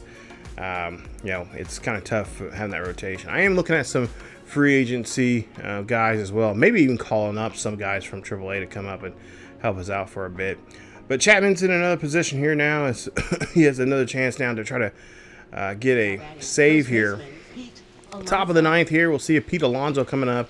0-for-3 for Alonso, as we'll see if we can try to win this game here, as Alonso has a 2-2 count. There's one on here for the Mets, as we'll see a swing and a miss there. That's a slider. Excuse me, and that's out number 1 on the Mets. As we take a look at the up cam, and yeah, he definitely went around, and definitely that is a strike there, as the Red Sox here looking for 2 more outs. Alvarez is next, hitting .222 right now. This one's going to be a fly ball. Campbell's actually playing out to right field here tonight in game 2, as Bergman is playing second, and I believe Devers is playing third. I think I forgot who's playing our DH position here, but nonetheless, we got 2 away. Nimmo's up next, as we'll see a swing, and Sorbo. That's going to be a drop third strike, or drop pitch, and that's going to get the runner now. Nimmo up, or excuse me, not Nimmo. That's going to get the runner now, get in scoring position now here at second base, as Sorbo trying to hold on and keep that ball right in front of him, but that one's going to be just a bad throw there to second. So let's try to see if we can hold on to the baseball here and try to make sure this runner stays where he's at. Nimmo, 2-2 count here on him. Looking for a ground ball to get ourselves out of this inning and win this game, and we do so, as the Red Sox pick up another victory here. Game 2 we win, and this is a good one here. 2-1 is your final, as the boys, the Red Sox there, Red Sox Nation, we pick up another win. Ref Snyder 1-for-3, a double and 2 RBIs for him. Durano, shockingly enough, 0-for-3 here. Bad night for him, as he did draw a walk. Chapman picks up his 11th save, and of course Lucas picks up his win here today. 7 innings, 5 hits, 5 strikeouts there for him, as we see the lineup there for the Mets. And Peterson will get that no decision, as Nunez will get the loss, his first or second loss of the season there for him. And of course, there you see the box score there for the Red Sox. Not a bad game at all there for us. And of course, we do win, and we go ahead and sim game 3, and we get the nice sweep there. 6-1 is the final in Game 3. Sterling Marte gets 0 for 4 for the game. Juan Soto also 0 for 3 in that game. And Montas gets his second loss of the season there. 5 innings, 6 hits, 4 runs, 4 earned, 1 walk, and 5 strikeouts. And then you can see the lineup there for the Red Sox. Looks like Brewery batting second there. And that might be a pretty good spot there for him as well. 2 for 4 for him as he had a home run. Bergman had a home run as well. Double from Hamilton. And there you see the RBIs as well from those guys. And like I said, Christian Campbell, definitely, we were going to have him just there for the month now. But, hey, he's convinced me that he is a part of this team. And he's doing a great job, proving so. So Albert Suarez, as we start here in this next matchup here against the Orioles, we'll see them in action here. 9 starts so far for Suarez. He's 2 and 4 for the season. He's at 44 and 2/3 innings of work. He struck out 27, gave up 9 home runs. He's given up 25 runs, and all 25 have been earned. Right now, pitching at 504 for the season. And there you see his WAR is at actually a negative 0.1. He's had a tough go here. And, of course, the Venezuelan pitcher is trying to get himself back here as he's last 3 games, he's lost 2, and he's only had a no decision in that Los Angeles Angels game. But his last game against the Nationals, he only pitched 4 1/3 innings of work, gave up 4 hits, 4 runs, all of them were earned, and just had a really tough outing there against the Nationals in that classic Beltway series. As for Hook, he's been in 10 starts. He's 5 and 2 for the season right now. 58 innings of work for him. He struck out 49. He has a 4.50 ERA. He has a 0.5 WAR, and I've been having a really tough time trying to keep that damn ERA down. As you can tell there, Kansas City did not do so well, but Atlanta, he did a pretty good job there. 5 2/3 innings of work, gave up 2 hits, 3 runs, all 3 were earned. He had 6 walks, and he also had 2 strikeouts there. But again, not the best start, not one of his best starts he's had this season so far, but a little bit more better than that Kansas City start that he had there, which was a disaster. That was one of the games that we actually simmed. We were player locked with Devers. So as you see here, Gunnar Henderson, of course, the big bat there for the for the O's here, and there you see his last game there, 4 at bats there, got 4 hits as well. So he's been hitting very well, and of course he is going to be a person that we are going to be definitely designing our defense and making sure that he does not have a game like that. So we'll see a bulb there. Oh, I hate when they do that. You got Mateo getting down the line there off that bunt. He's on board there to start off here for the Orioles. So the Orioles now have Mountcastle up here as they're trying to get something going here. And they're being aggressive here as they got a runner taken off. And he's going to have to go back to first as that's out number 1. So good hustle there as Mountcastle called for that hit and run. Didn't work that time as Henderson's up next. He's got a 0-1 count. Cassis grounds that one over the first. They'll go back over the first. And oh my God, Hamilton, what was that? That should have been a clean exchange going back to first. Take a look at this. Nice job there throwing to first. And then Hamilton just whiffs it and realized there's a kid that was looking for a souvenir in the 3rd row. And throws it over there. So now Henderson is now on second. Cowerser is on up to bat there. He strikes out, and that is going to end the inning. Red Sox get lucky on that error, as that error does not come back and bite them. And so now we'll go to the bottom of the first here against the Red Sox as Duran's up to bat here. We'll see what he can do here. Of course, last year an MVP All-Star, or All-Star MVP, I should say. Batting right now, 394. We'll see his at bat here as he, of course, trying to be a decent leadoff guy here, which he has been. I'm not going to say he hasn't, but there you see here, if you hear or at least hear the chants there, they were chanting him for MVP. And nice job there, and well deserved here because he hits this one here high and deep for 400. And 13 feet deep out to left field. Home run there for the Red Sox. As Duran he is, I want to say we got to check him for PEDs because he has just been knocking the cover off the ball here as of late. But does a great job there putting this on the board here to start off. And there you see him lifting those blades. Right there, yeah. Doing a great job there, knocking that ball right out of the park here, and puts the first run on the board here to start off for the Red Sox here on this beautiful summer afternoon here in Boston. We'll get to a bottom of the second here. Red Sox lead it 1-0. As we'll see, Suarez here has to go against Wong. And Connor is going to knock that one up the middle there. That's going to be a base hit. And the Red Sox looking good here to start off the bottom of the second. Rafael is up next. We'll see what he can do as he's on board here.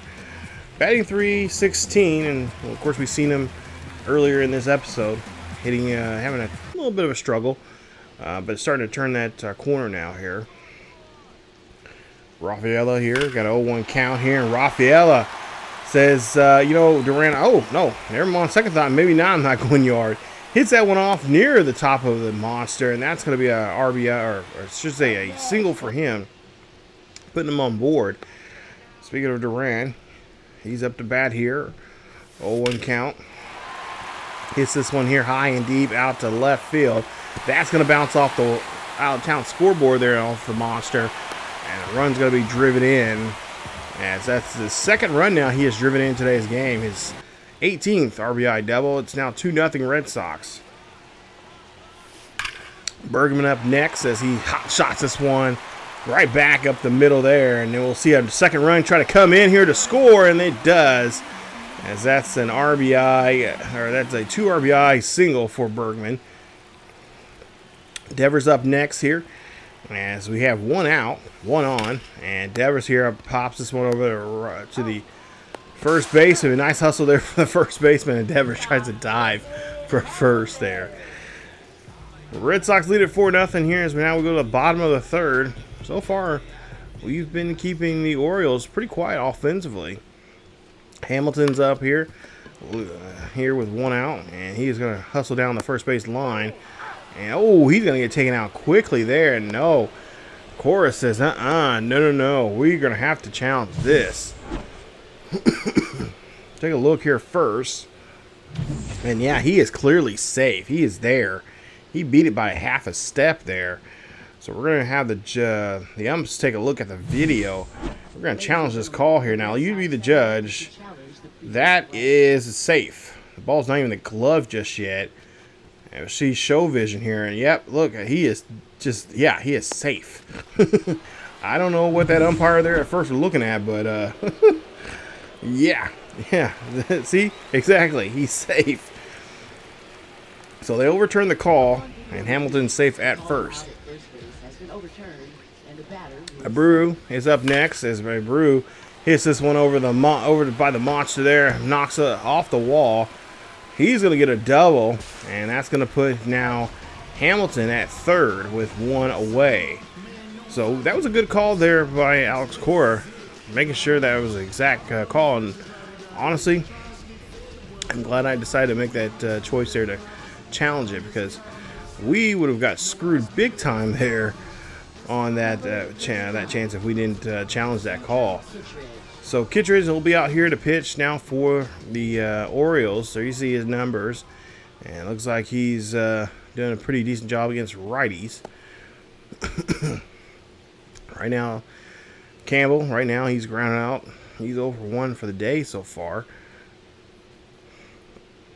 We'll see what he can do here in this at-bat as he knocks this one up the middle there. That's going to bring in a run as he tries to run that one down the first base. So a run will come in to score, and makes it now 5-0. Red Sox lead it. Bottom of the fourth coming up here for the Red Sox. Alex Bergman, of course, 57 hits so far this season. Batting .203. Hits this one there to left, and that's going to be a base hit for him with 2 away. So Red Sox here trying to, of course, add some more to their to the Orioles issues here, and yeah, they did this time, big time, because the big stick of no other than Rafael Devers hits one right over the wall, a 2-run shot, makes it now 7-0 here as that goes 422 feet deep. That is Rafael Devers' 19th home run of the season. He is leading the majors like crazy, and the Red Sox lead it 7-0 here. What a shot there from Devers.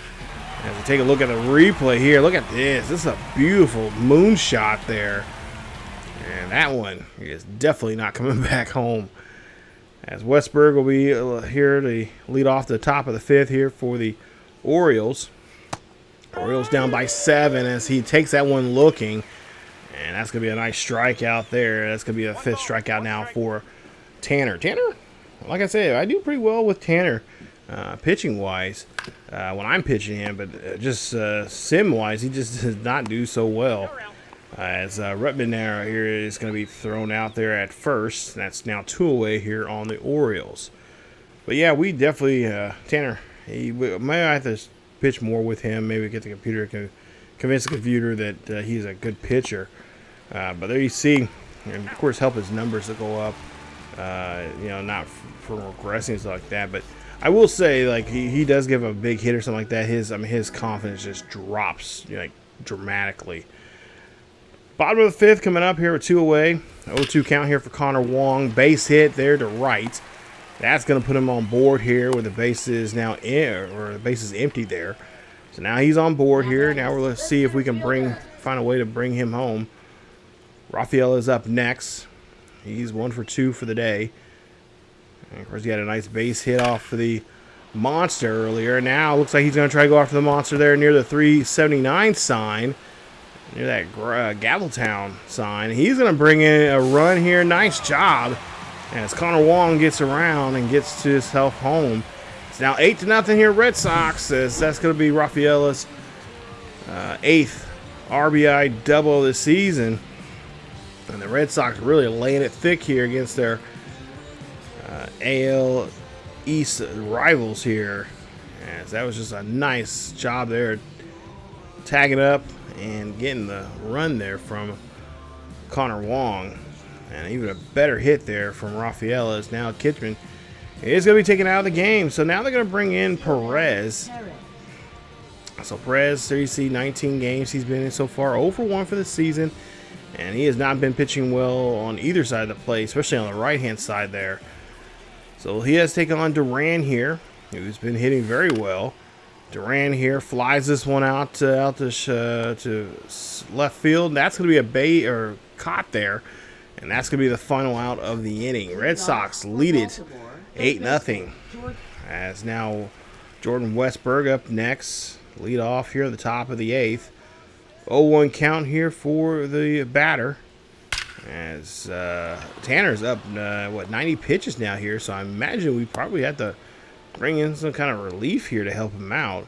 But he is doing a good job here eating up these innings and really, really giving our relievers here a chance to heal up and take a night off.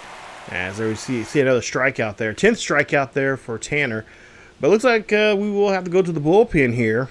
As we'll see them talking amongst themselves. We got Mullins up next. He's batting 192. And Cora says, okay, on second thought, we're going to go ahead. I'm going to come out here and take the ball from you. Good game. You got good run support here today. And so now Liam Hendricks will come out here. Liam, 2-1 now for the season here for him. 15 games he's been in so far as he's pitched 17 innings. And he's been pitching really well against lefties. So we'll see what he does here against this lefty, Cedric Mullins.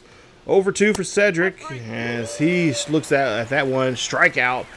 And that's going to have him sitting down. That's now 2 away here on the Orioles. As Kerstad's up next. And, of course, he right now batting 125. As he had a really bad series against us there in Baltimore earlier this season. Hamilton here grounds this one there. Throws the first, and that's going to be it for the inning. as the Red Sox do a good job here defensively. 8-0, Red Sox lead it here as we go to the final inning here. Top of the ninth coming up here for Mateo. Let's see if he'll bunt his way to first like he did earlier. 1-for-3 count here. Liam playing, of course, some mind games with him. Getting to see what he can do here against him. We'll see the pitch here. 1-2 count. That's going to be a strikeout. And Mateo is going to go back to the dugout, talking to himself there. As Montcastle's up next. 0-for-3 for him. He's struck out, ground out, and of course, lined out here in today's game. 1-2 count here for Montcastle, as he's had not such a great day here. Let's see if we can make his day even worse with a nice strikeout here from Liam. Liam, 11 pitches in, throws this one there. That's going to be a base hit, and that's going to keep now the Orioles still now a batter, one more batter alive here in the inning. Gunnar Henderson's up next. We've kept his bat very quiet here. He's 1-for-3 here in today's game, as he'll swing and a miss there on that circle, or that knuckle curve, I should say. And that's going to be strikeout there. Nice job there. As that strikeout number 2 there for Liam. Kowser's up next. And of course, we're looking for a strikeout or pop-up or anything to get it out here. Ball's going to be hit out there to left center field. That's going to bounce off the wall. And the Orioles may end up scoring the first run here in the game. We might not walk out of here with a shutout. No. As the Red Sox able to get a nice RBI, or I should say the Orioles get a nice RBI double there from Cower. It's now 8-1. So Liam, of course, not worried about no save opportunity there for him or anything like that. But we do get the fly ball there for out to right, and that is going to end this one here. Red Sox win this one here, 8-1. Man, I thought we was going to get a shutout there, but hey, it happens. It's just part of the game, and we'll move on. Duran 3-for-5 for the game here. Home run, a double, 2 RBIs, and 2 runs scored. Devers, a home run. He went 2-for-5 for the day with the 2 RBIs and a run scored. And Rafaela, 2-for-4, double RBI and a run scored. And of course, Bergman, 3-for-5, 2 RBIs and a run scored there for him. Really, looks like Montcastle and Cower were the only guys that did something there. 1-for-4. Both of them got a got themselves in scoring position. And there you see the numbers there for Baltimore for this one here. So Suarez picks up his 5th loss of the season and continues to have really trouble, having a tough time there on the mound here, as he is now 2-5 now for the season, as he only spent 2 1/3 innings of work in this game. So they'll definitely have to figure out how to extend him even further in games. As for the Red Sox here, pretty much everybody down the lines, with the exception of maybe of Campbell. Campbell went 0-for-4 in today's game, but for the most part here, really successful game and did a great job. So now here we are in the bottom of the 7th here with 2 away. Orioles have a chance now to really do some damage, or really hold on to this 2-run lead. But the Red Sox, they have the big bat up here, and that's going to be Rafael Devers. Now, getting into game 2 here, as we'll see here in the bottom of the 7th here, bases are loaded, 2 away. And of course, Rafael Devers up to bat here. He's 3-8 for this series with a home run and a couple of RBIs. We'll see what he can do, or at least a run or so here. We'll see what he can do here. Is a big bat here for him, and yeah, that one sucked, because that is going to be it for the inning. Baltimore gets himself out of the inning as Aiken fired up there. Gets rid of that huge bat there from Rafael Devers, doing really some damage there against him. But they still have a two-run lead. Cannell's up now here pitching here for the Orioles. So the Orioles are going to get into the bullpen and try to see if they can hold back these Red Sox. Cass is up here to lead off the bottom of the 8th. He'll swing and a miss there on that one, on that 0-2 count. Third baseman number 2. And the Red Sox now Bregman. now 1 out here in the inning. As Alex Bergman's up next, and we'll see what Bergman can do to see the pitch sequence there against Casas. 0-2 count here for Bergman.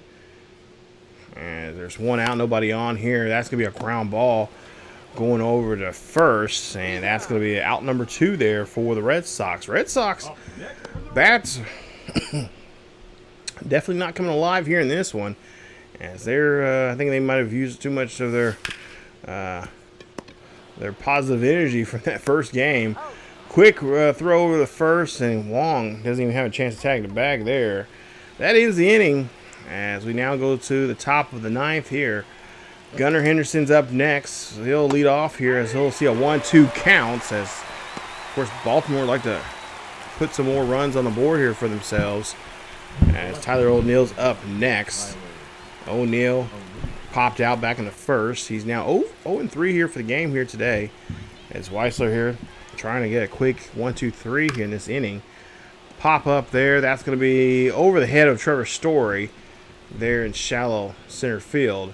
And that's going to be a base runner on board there for the Orioles. The Orioles have 1 on and 1 out. O'Hearn's up next. O'Hearn, 1 for 3. So we'll see the pitch, and that's going to be a ground ball there to Bergman. Trying to turn around, go around the horn there, and they are. As that is going to be a double play. Nice job turning 2 there, fellas. But most importantly, we got to get our bats going here in the inning. So Felix Bautista there, you see, he's had 12 of 13 save opportunities here. It's time to bust that up and try to get back in this ball game here. We'll see what we can do. Leading off here with Rafaela. He's 0 for 3. We don't see that too often from him. As he pops this one here, that's going to be a flare shot out to shallow right. And that's going to be the first out of the inning there on the Red Sox. As Trevor Story's up next. Story's had a pretty good game here today. 2 singles. He's 2 for 3 for the day. Let's see if he can get this inning going here for us. As he pops ground or hits this one out there to left field. That's going to bounce off the wall near the 310 sign. He's going to chug around and get a double there. Nice job there. Nice hustle there from Trevor Story. Trying to see if he can try to fight his way back to getting back in the starting lineup there on a regular daily basis. But nice hit indeed there to left field. That's going to get him on board here with 1 away. Gonzalez up next as he's 1 for 3 for the day. We'll see the pitch. And that's going to be a drop third strike. They're going to get the batter out there at first, and that's going to retire now with 2 away. So Red Sox are coming up possibly with their last chance now to stay alive in this game. And of course, Duran's going to have to do so here. 1 for 3. Duran grounds this one up the middle there. That's going to be a base hit. Runner Trevor Story's going to come on home. Can he get there? Yes, he does. And the Red Sox put a run up on the board here with 2 away here in the bottom of the 9th. It's now 3-2. Look at that. Nice hit there up the middle. Nobody there. And Duran keeps us alive. So Abreu's up next. He's batting second in the order here today. We've seen that earlier in today's episode. And so we'll see a hit there. That's going to be a base hit up the middle there. Put him on board. And the Red Sox have now 2 on board with 2 away, as now the pitching coach now being a little concerned about Felix here, as Bautista is not going to get a chance to get a save here tonight, as he is being pulled, and Ryan Baker is coming out here. So the righty going to come out here trying to get that final out here for the Orioles here. It's 2-1. Of course, the manager asking the manager, seeing if he could do a running designated runner. As we'll see a swing and a miss there. It's now 1-2 here for Devers. Devers 1 for 4 for the game here today. Devers swings and misses there, and the Boston Red Sox lose this one. Final score of 3-2. that swing hurt me. That swing, I don't know if it hurt you guys, but it hurt me when I swung that. I'm like, oh, jeez, like, come on, do it better. do better, do much better. As Cutter Crawford was going to try to get his 7th win here, but unfortunately he will get his 3rd loss. Brian Baker will get his first save of the season. The series tied 1 game apiece. So, yeah, that one definitely hurt a lot. As we were starting to make a comeback there, but of course, I got too antsy and got too, button happy with Devers on board. Think I'm trying to do something big, and yeah. Anyway, we lose this one 3-2 is your final. 2 runs, 10 hits, no errors there for the Red Sox. Orioles, 3 runs, 6 hits, 1 error for them. Evelyn, there you see Zach got a win there, so congrats to him. O'Hearn and Montcastle both had doubles there in today's game. Zach picks up his 4th win. He's now 4-4. Keegan Aiken, he gets a hold as well. So does the other 2 batters before Brian did. And then, of course, so you see Crawford. And when I looked at that, I'm like, are you kidding me? An inning? A third of an inning. He literally got busted out at the beginning of the game. And this is why. A flexor strain during the game today appeared not to. He'll be out for at least 1 or 2 days, so he won't miss his next start. But when I seen that, I'm like, are you kidding me? Like, how in the hell do you... He literally got 1 out, got hurt. Coach, I gotta leave. I'm thinking, like, when I seen that, I'm like, he better got hurt. He better got hurt. And I thank goodness that prompt came up. I'm like, okay, like, legit. That's okay, fine. That's legit. But still, So Rodriguez will be up next here, starting off for the Orioles here. 10 starts so far for him, 2-5, 52 2/3 innings of work. Gave up 7 home runs, 12 walks, and 45 strikeouts so far this season. He has a 4.96 ERA, nice 1.4 WHIP. Had 5 quality starts, and of course he's got a WAR of 0.9. And of course his last start was against Milwaukee, which was a loss. He only pitched 4 1/3 innings of work. Gave up 6 hits, 4 runs. All 4 were earned. No home runs, 3 strikeouts, and 3 walks, I should say, and 5 strikeouts. He ended the game with an 8.31 ERA. Not the showing that you want to see from a guy like him. He's 25 years of age. He's been in the league for some time now. He's the kind of the up-and-coming pitchers for that Orioles squad there. And there you see his pitching repertoire. Not bad pitching repertoire there for him. And, of course, we'll see Walker Buehler again here today. And there you see his numbers there. 7 games he's been in. He's made 5 starts. 3-1 for the season. Taking over right now for Bello as he's hopefully coming back here in the next week or so here. Should be coming back. He's at least rehabbing has been going very well there. Haven't had any issues. So we're hoping to see him. He might make a quick assignment down in AAA for a bit, but then we'll call him up. But there you see the numbers there. And of course, like I said, he's been doing a great job there as he's normally our long reliever, but right now he's just been pitching in that 5th spot there. B potential 69 overall, and of course we're gonna come out here and see what we can do. Of course, didn't do so well there. He got that no decision that we seen her earlier in today's episode. Had a good 7 innings there, but we end up getting got busted up pretty good there by Juan Soto, as Soto hit that home run that pretty much did us in. And of course Chapman blew that save, but did pick up the win after we came back in the bottom half of the 9th. So we'll go ahead and do a quick manage here. We'll see what we can jump in at, and we'll see if we can of course, game 3 of this series, try to see if we can take back the lead in this series. As we'll take a look. Oh, nice solo shot there from Duran. As he now, oh wow, we're trailing by 2 here. So we're already having a really rough go here pitching wise, but offensively, at least we're getting something on the board. And we'll go ahead and keep going here. See if we're be a good spot here.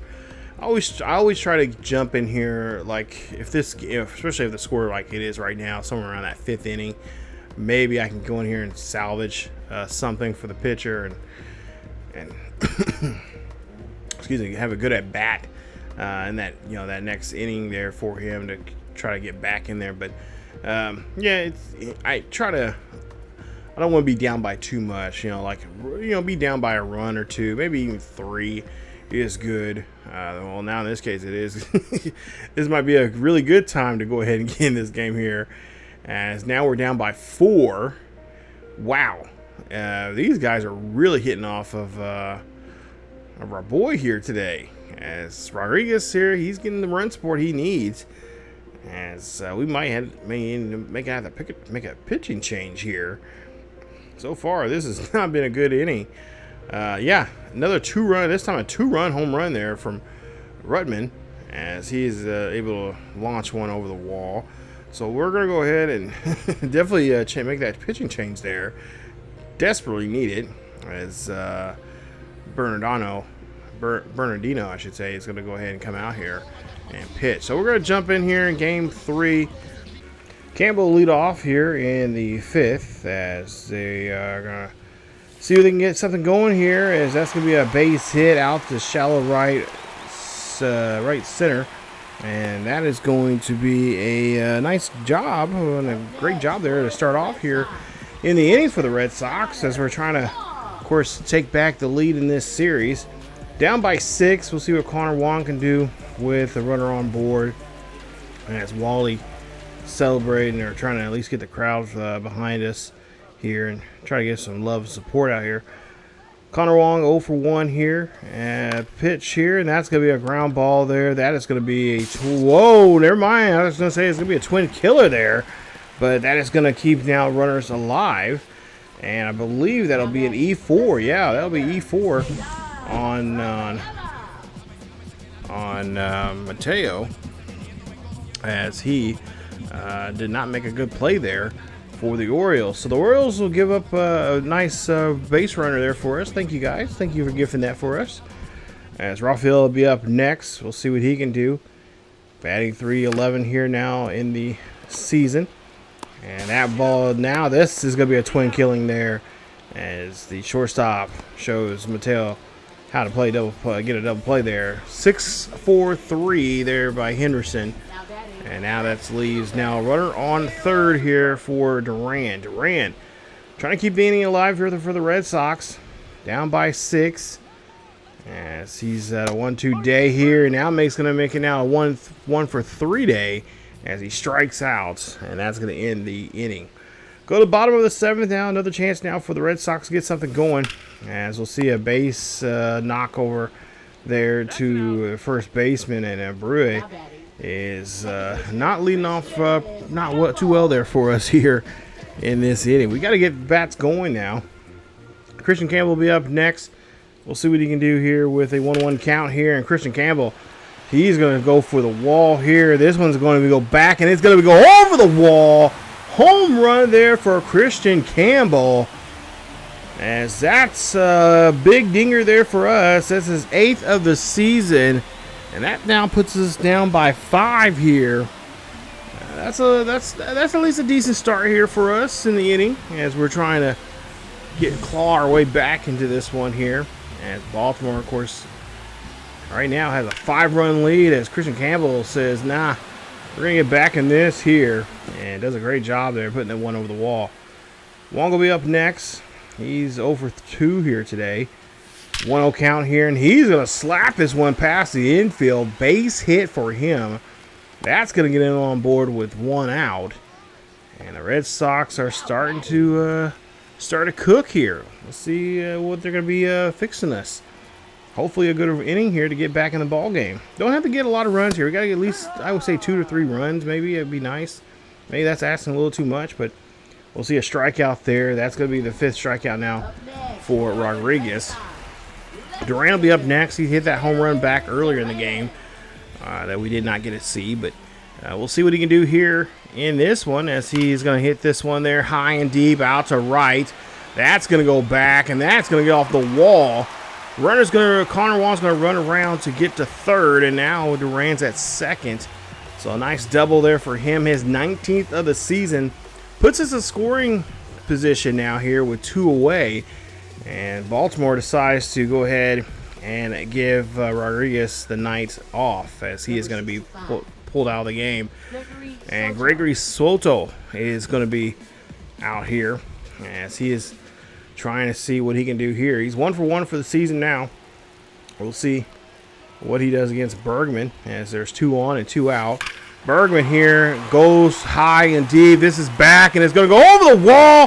Home run for the Red Sox as Bergman puts a 3 spot on there. And now the game has now been down. It's now down to 2 runs. It's a 2-run deficit. We're just trailing by 2 in this one.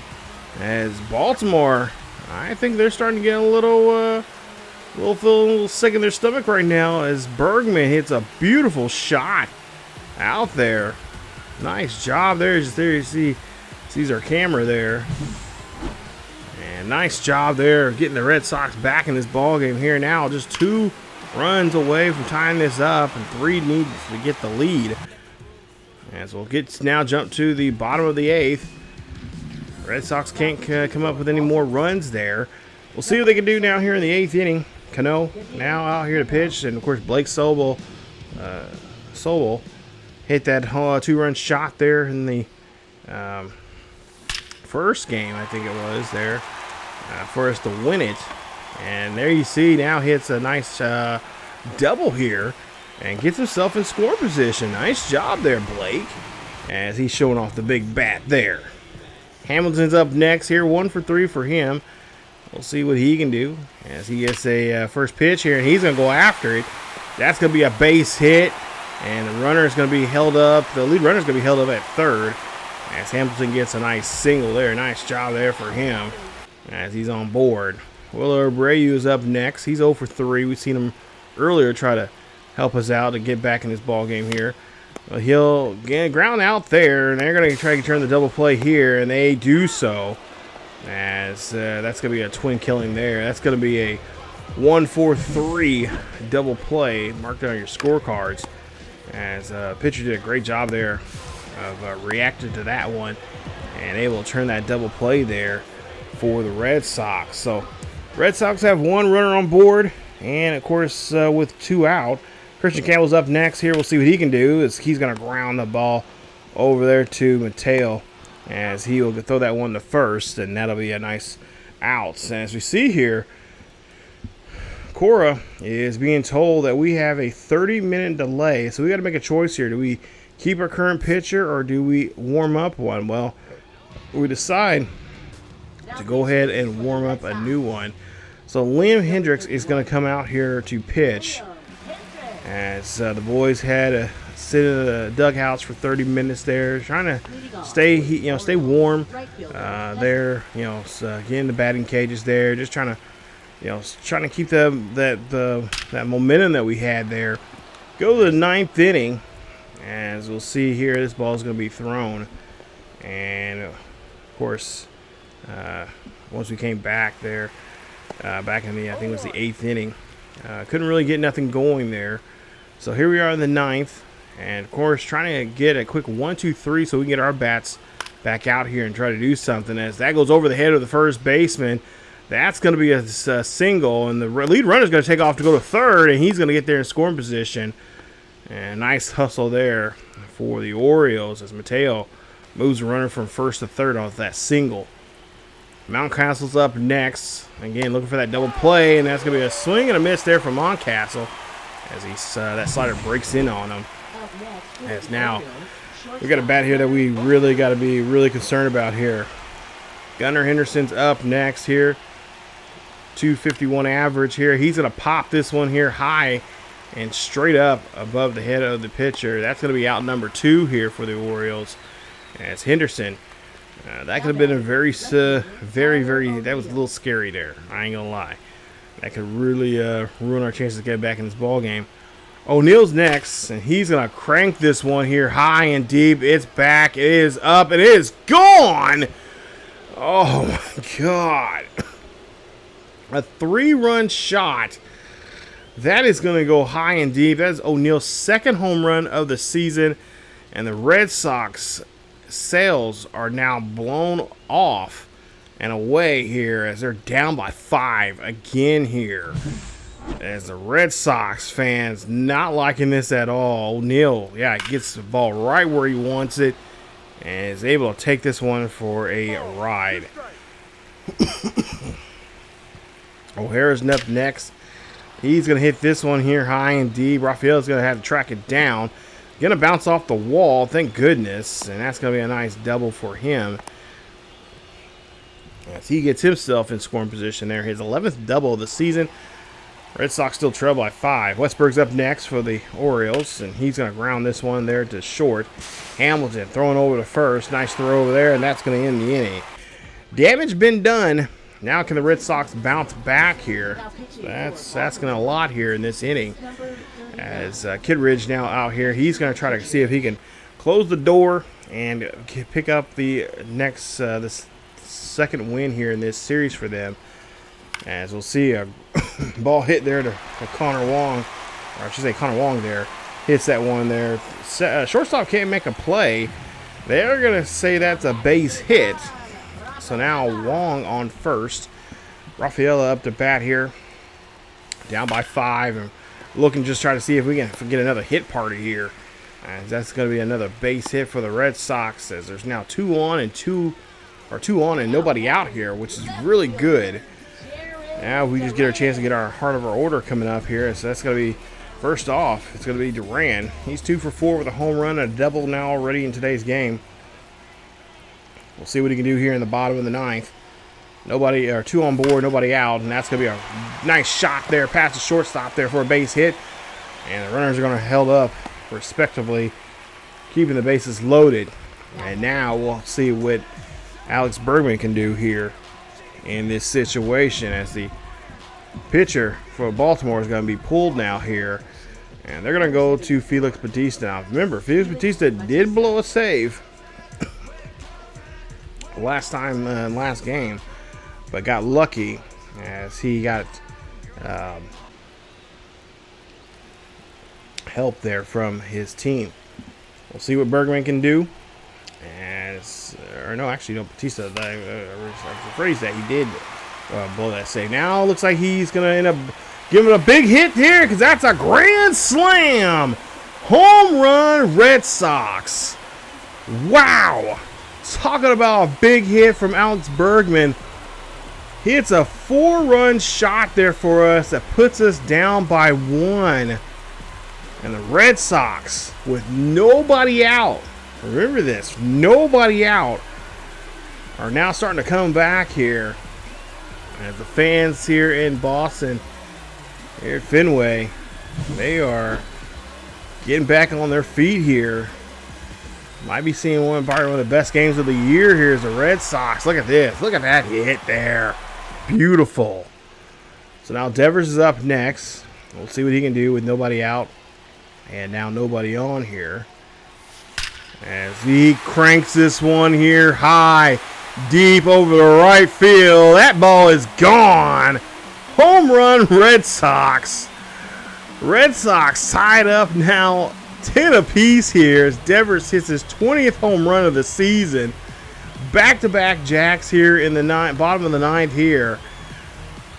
And the Red Sox fans, there you see, they're being more animated this time around here. As their team may have a chance now to get back in this ball game. It's a beautiful game here.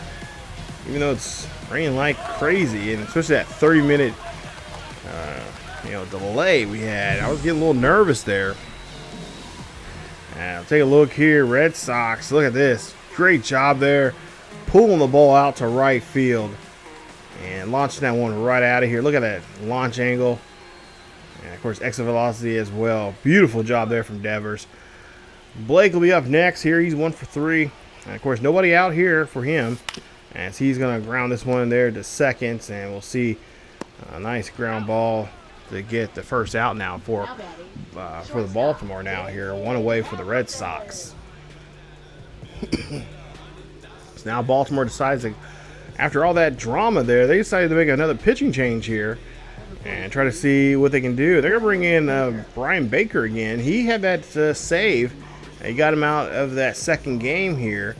And now they're going to try to see if he can create some more magic again here today by trying to get the final 2 outs here in the inning. And of course, forced to go to extra innings. So we'll see. Hamilton's up next. Hamilton, 341 now for the season. He's 2 for 4 for the day. With 1 out, nobody on here for Hamilton. He takes the first pitch. That's a 4-seam fastball inside. It's going to be 1-0. Keegan Atkins is in the bullpen there for the Baltimore Orioles. And Hamilton, of course, looking to see what he can do. Hamilton decides, I'm going to pardon the clouds here and bring some magic and a beautiful rainbow as that ball goes out of the ballpark. Home run there for the Red Sox, as the Red Sox win this one here 11-10. Beautiful shot there. A great walk-off, and what a way to finish game 3 of this series. Red Sox win this one here in the bottom of the 9th with a great, doing a great job picking up 6 runs off a few hits here. And the Red Sox get back in it here. 11-10 is your final. 11 runs, 16 hits, 1 error for the Red Sox. 10 runs, 11 hits, 1 error for the Baltimore Orioles. Hendricks will get his third win of the season. Baker will get his first loss of the season. And the Red Sox, man, pull off a beautiful victory here in this one.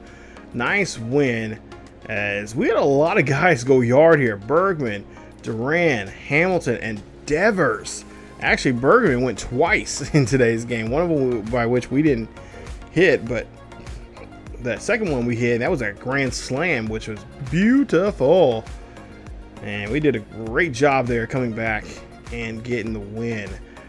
Rodriguez, of course, gets the no decision. Baker gets hit with that loss. He's now 2 for 2 for the season. Of course, a blown save, the second straight blown save now for Batista. As for the Red Sox, Christian Cassis, of course, did not do so well there. He was, looks like he was 0 for 1. I guess he got a couple of sac flies there for us. But, nonetheless, there you see the numbers there. Duran, 9 home runs. Devers, a home run. He had his 20th. Bergman got 2 home runs. He had his 10th and 11th in the game there. Nice job there for the Red Sox. Crawford's going to be all right. He's going to come back. And now we get to the 4th and final game of the series. We'll try to see if we can win this one here and go 3-1 in this series here today and wrap up today's episode. And I'm just now looking at my timer for this video. Yeah, well over 2 hours. Yeah, I promise you, we will not have episodes like this. I will make sure they'll be shrinking down some. But nonetheless, hopefully you guys are having fun watching today's episode here. But you see Dean Kramer, B potential 75 overall, and you see his numbers there for the Baltimore Orioles. He's going to come out here and try to see if he can try to get a split here today, and try to avoid letting these Red Sox win this one here at home. Because like I said, we've been doing a good job there at dominating them here in this season series so far now. And yeah, we're gonna definitely try to see if we can get that another win here. So his last start, he was against Milwaukee. Didn't do so well there. He got a no decision. And of course, Lucas, we've seen here earlier in the episode, 7-2 now. He picked up that he got a win there last time. 60 innings now for him this season. He's only given up 4 home runs, 13 walks, and 63 strikeouts.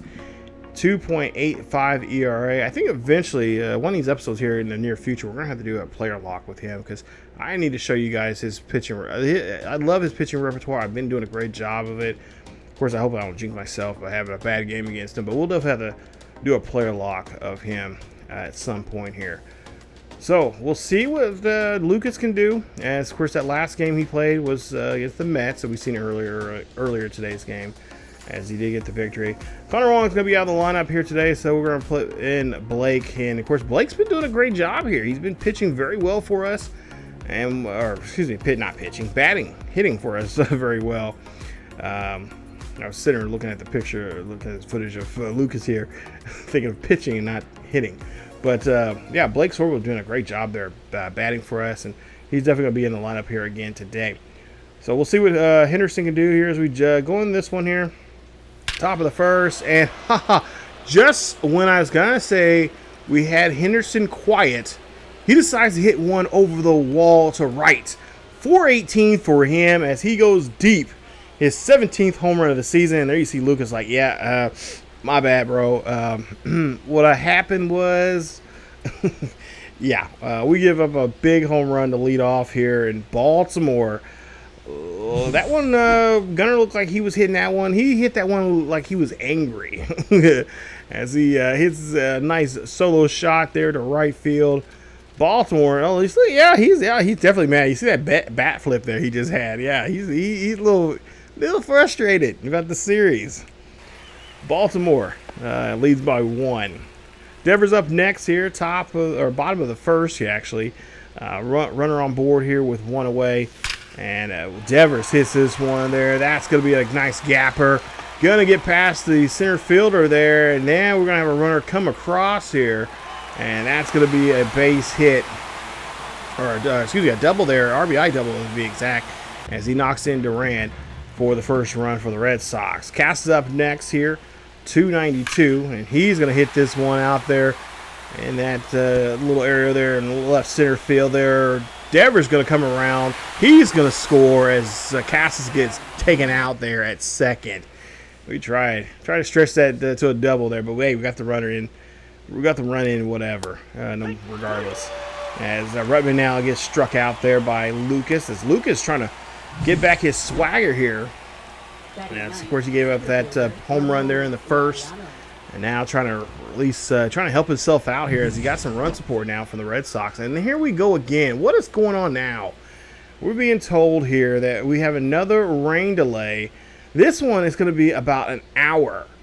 Are you kidding me? So we got to decide if we're going to keep the current pitcher or keep a fresh arm. Well, we decided to go with keep the same current pitcher.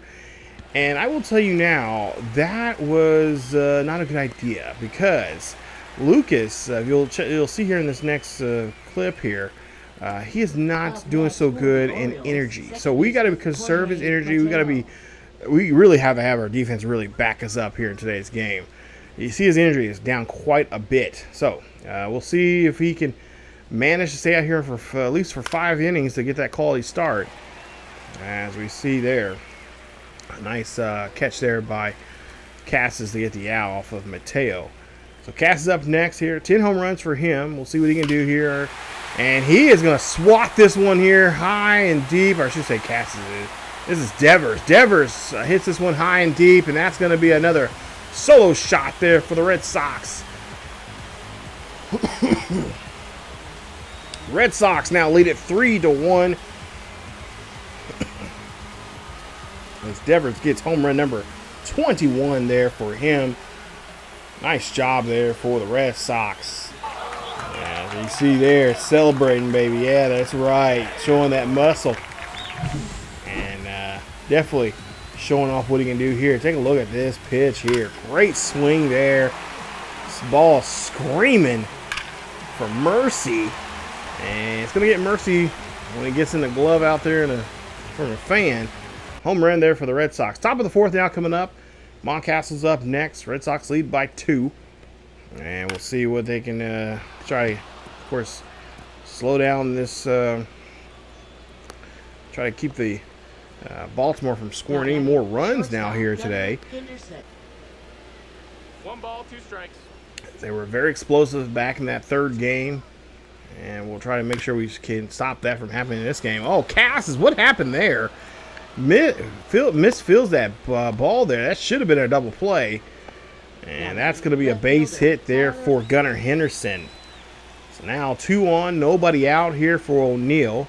Lucas, of course, we're trying to conserve our power, our energy here.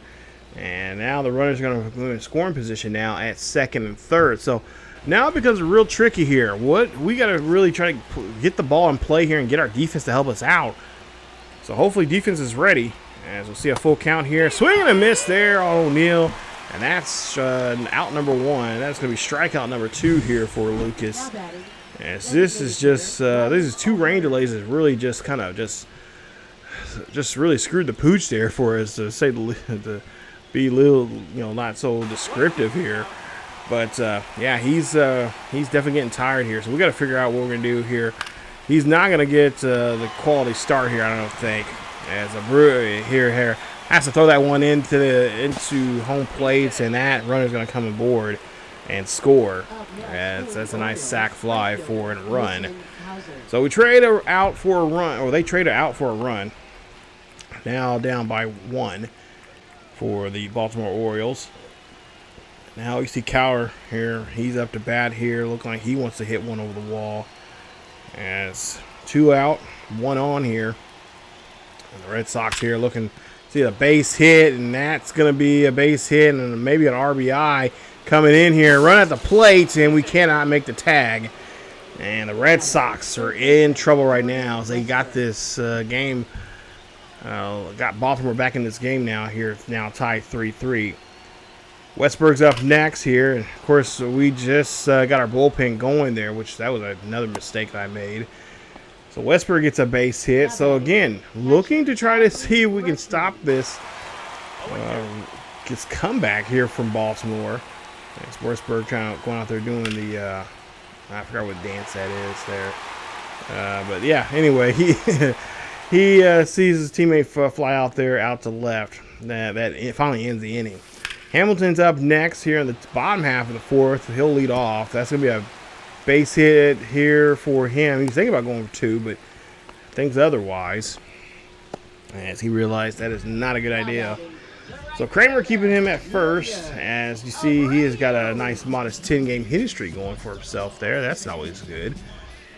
So we'll now see excuse me, what Charlie Morton can do now here. As Morton has 1 out, or 1 on and nobody out here. And we'll see a base hit there past the first baseman. That's going to get a runner on board. So now Red Sox have 2 on board here with nobody out. We've seen this story before. Let's see if they can, again, do the amazing. As Christian Campbell's up next here. He's 0 for 1 in today's game. Base hit. That ball's going to be blocked. They're going to toss over the first, and the runners, of course, they're going to advance up 90 feet. So not the ideal hit that Campbell probably wanted, but nonetheless, it did move the runners over. Sorbel's up next. We'll see what he can do here with 1 out, and that ball's going to be fly out there, and that's going to get caught there by the left fielder. And the runners are, of course, going to have to stay at second and third, as they cannot tag up there by a nice arm there from O'Neill. Raphael is up next. He's batting .310 right now. He's over 1 today's game. And he's trying to get himself on board, as well as trying to bring in a run. That run's going to come across, as that's going to a little flare there out to shallow right field for a base hit there for Raphael. And the Red Sox take back the lead now 4-3. So I imagine they'll probably see a pitching change coming up here in the top half of the top 5. As Moran here hits this one here. He's going to go by Pesky's pole, and that's going to bounce off the top of the railing, and that's going to be a home run. Red Sox put up another 2 runs on the board, I believe, and Duran hits his 10th of the season.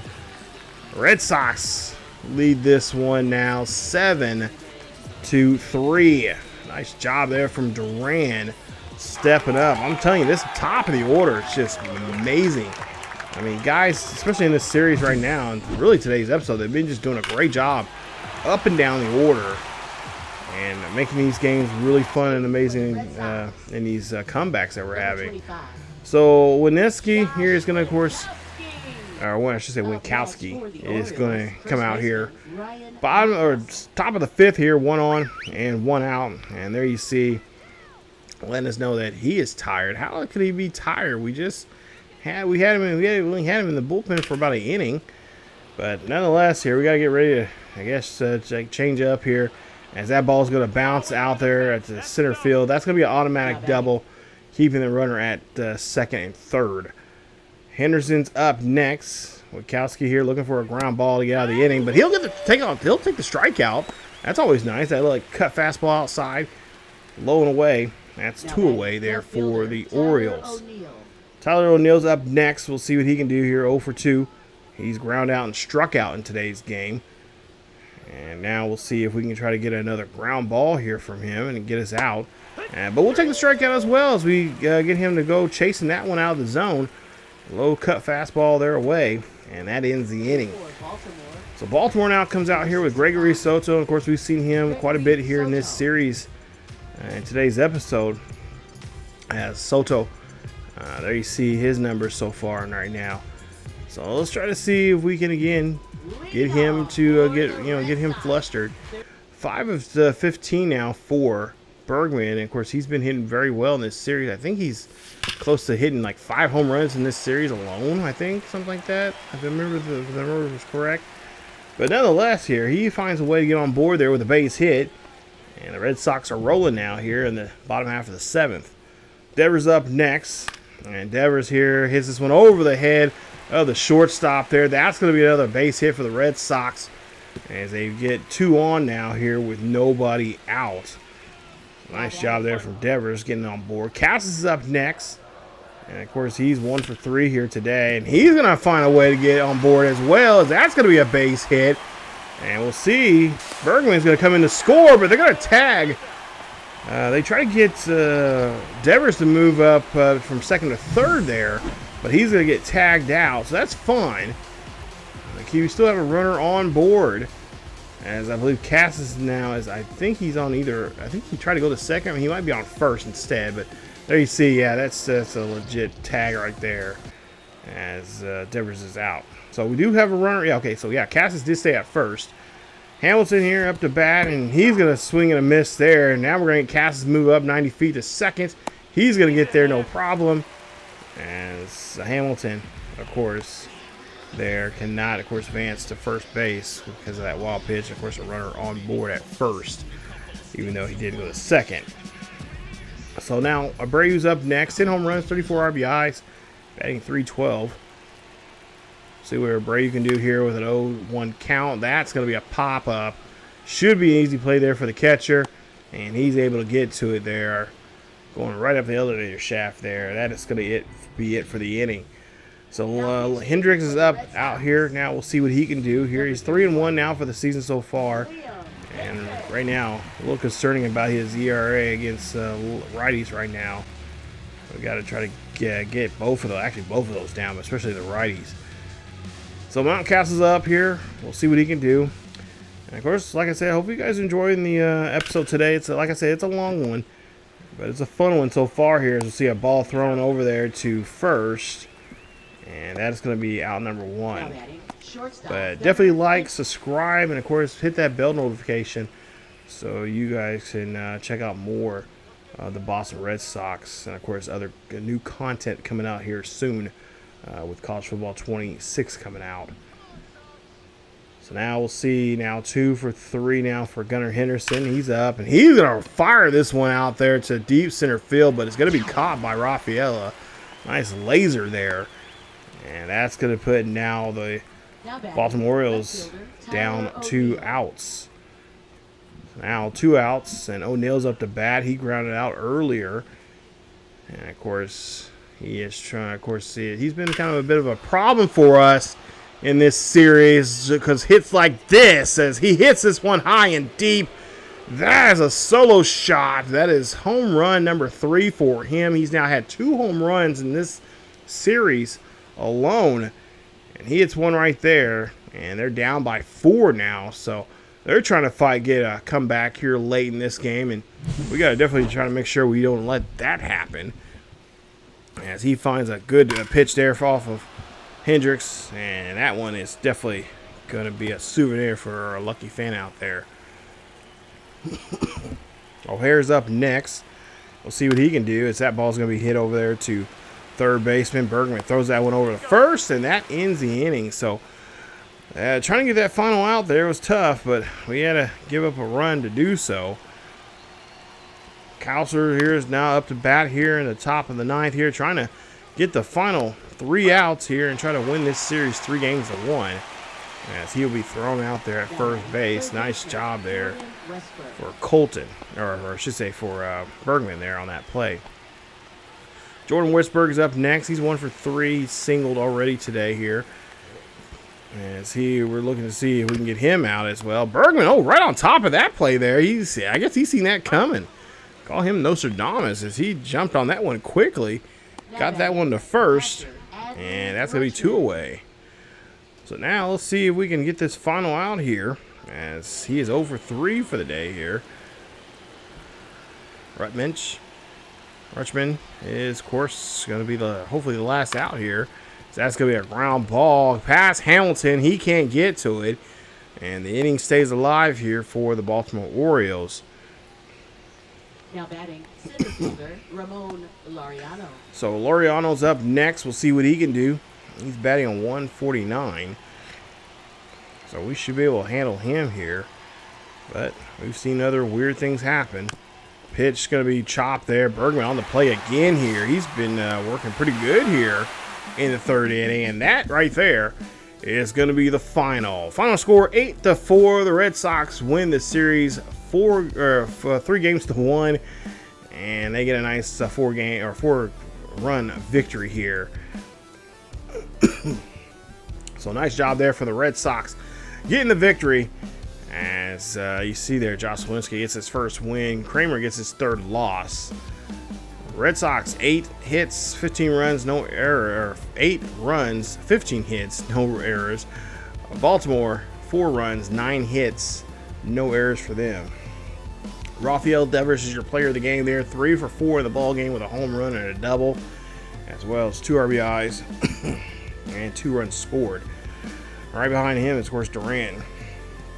2 for 4, 3 RBIs, and 2 runs scored. Gunnar Henderson hit a nice home run there in the 1st inning, but that's pretty much it from him. He did get another hit later on, but 2 for 4 home run, RBI, and 2 runs scored there for him. O'Neill 1 for 4 home run, we've seen earlier with an RBI and a run scored. And so, they tried. They did a good job attacking us pretty early on, especially in early counts there. They were right on top of it. But then, like I said, they got the best of Lucas. They got over on him pretty good here because of the bad judgment I made on his pitching. But I was trying my best to try to get him a win, because we need it. We need him to get that momentum going there for him. But that rain delay did us in. So 4 innings. We did not get a quality start there for Lucas.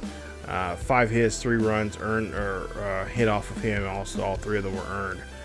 So Red Sox right now are 40-15. They lead the division, 4.5 games over the Yankees, 15 games over the Orioles, 16 games over the Blue Jays, and 21.5 games over the Rays right now.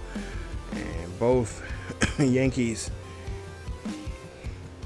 and Red Sox have a winning streaks going on for themselves. Twins right now in first place. They're half a game lead over the Tigers. Guardians right now, they're just under 5. Well, actually, both Guardians and Royals just under 500. And of course, the White Sox, it's always next year. They're 15 games back there in that AL Central. As for the AL West, you got the Rangers 32-22 right now, taking first place. Mariners are 29-23, 2 games back. Angels are 4 games back. Athletics are 7 games back, and Astros are 8.5 games back. Right now, the Angels have a 5-game winning streak on their hands here, so they can still compete there against the Rangers and the Mariners if they can just continue doing what they've been doing. Phillies, of course, first place there in the NL West, NL East, with a 2.5 game lead over the Braves. Mets, of course, having a tough time still, 24-29. They're on a 2-game losing streak. Nationals are 21-33, 11.5 games back. They have a 4-game losing streak on their hands, and the Miami Marlins are 13-39, and they are several games back.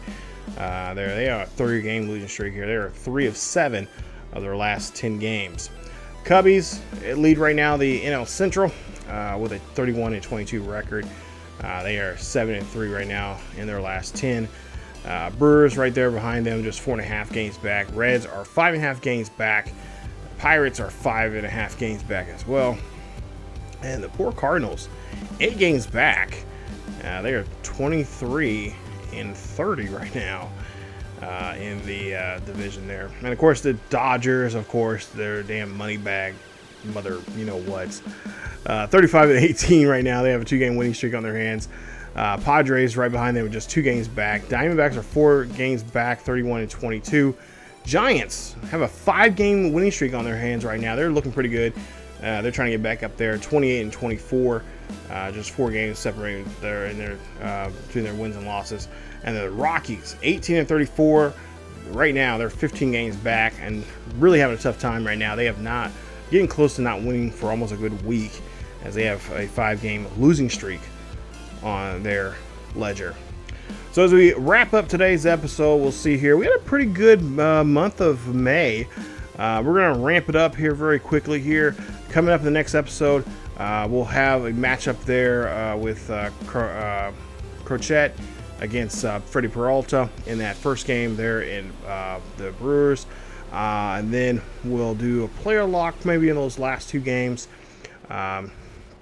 Actually, no, one of those games, yeah, we may do a player. I don't know. We may do some kind of player lock. And then we want to get to that Atlanta series as well. That's going to be a nice little series. Of course, the All-Star break is going to be there. We're getting close to that as well. I may even let you guys look at some of the scouting that we've been doing here for the Red Sox. Of course, we're looking at some shortstops. We're looking at some starting pitching there for us. And of course, some little bit of relieving pitching, but more so the scouting of the shortstop and starting pitching that we need for the future.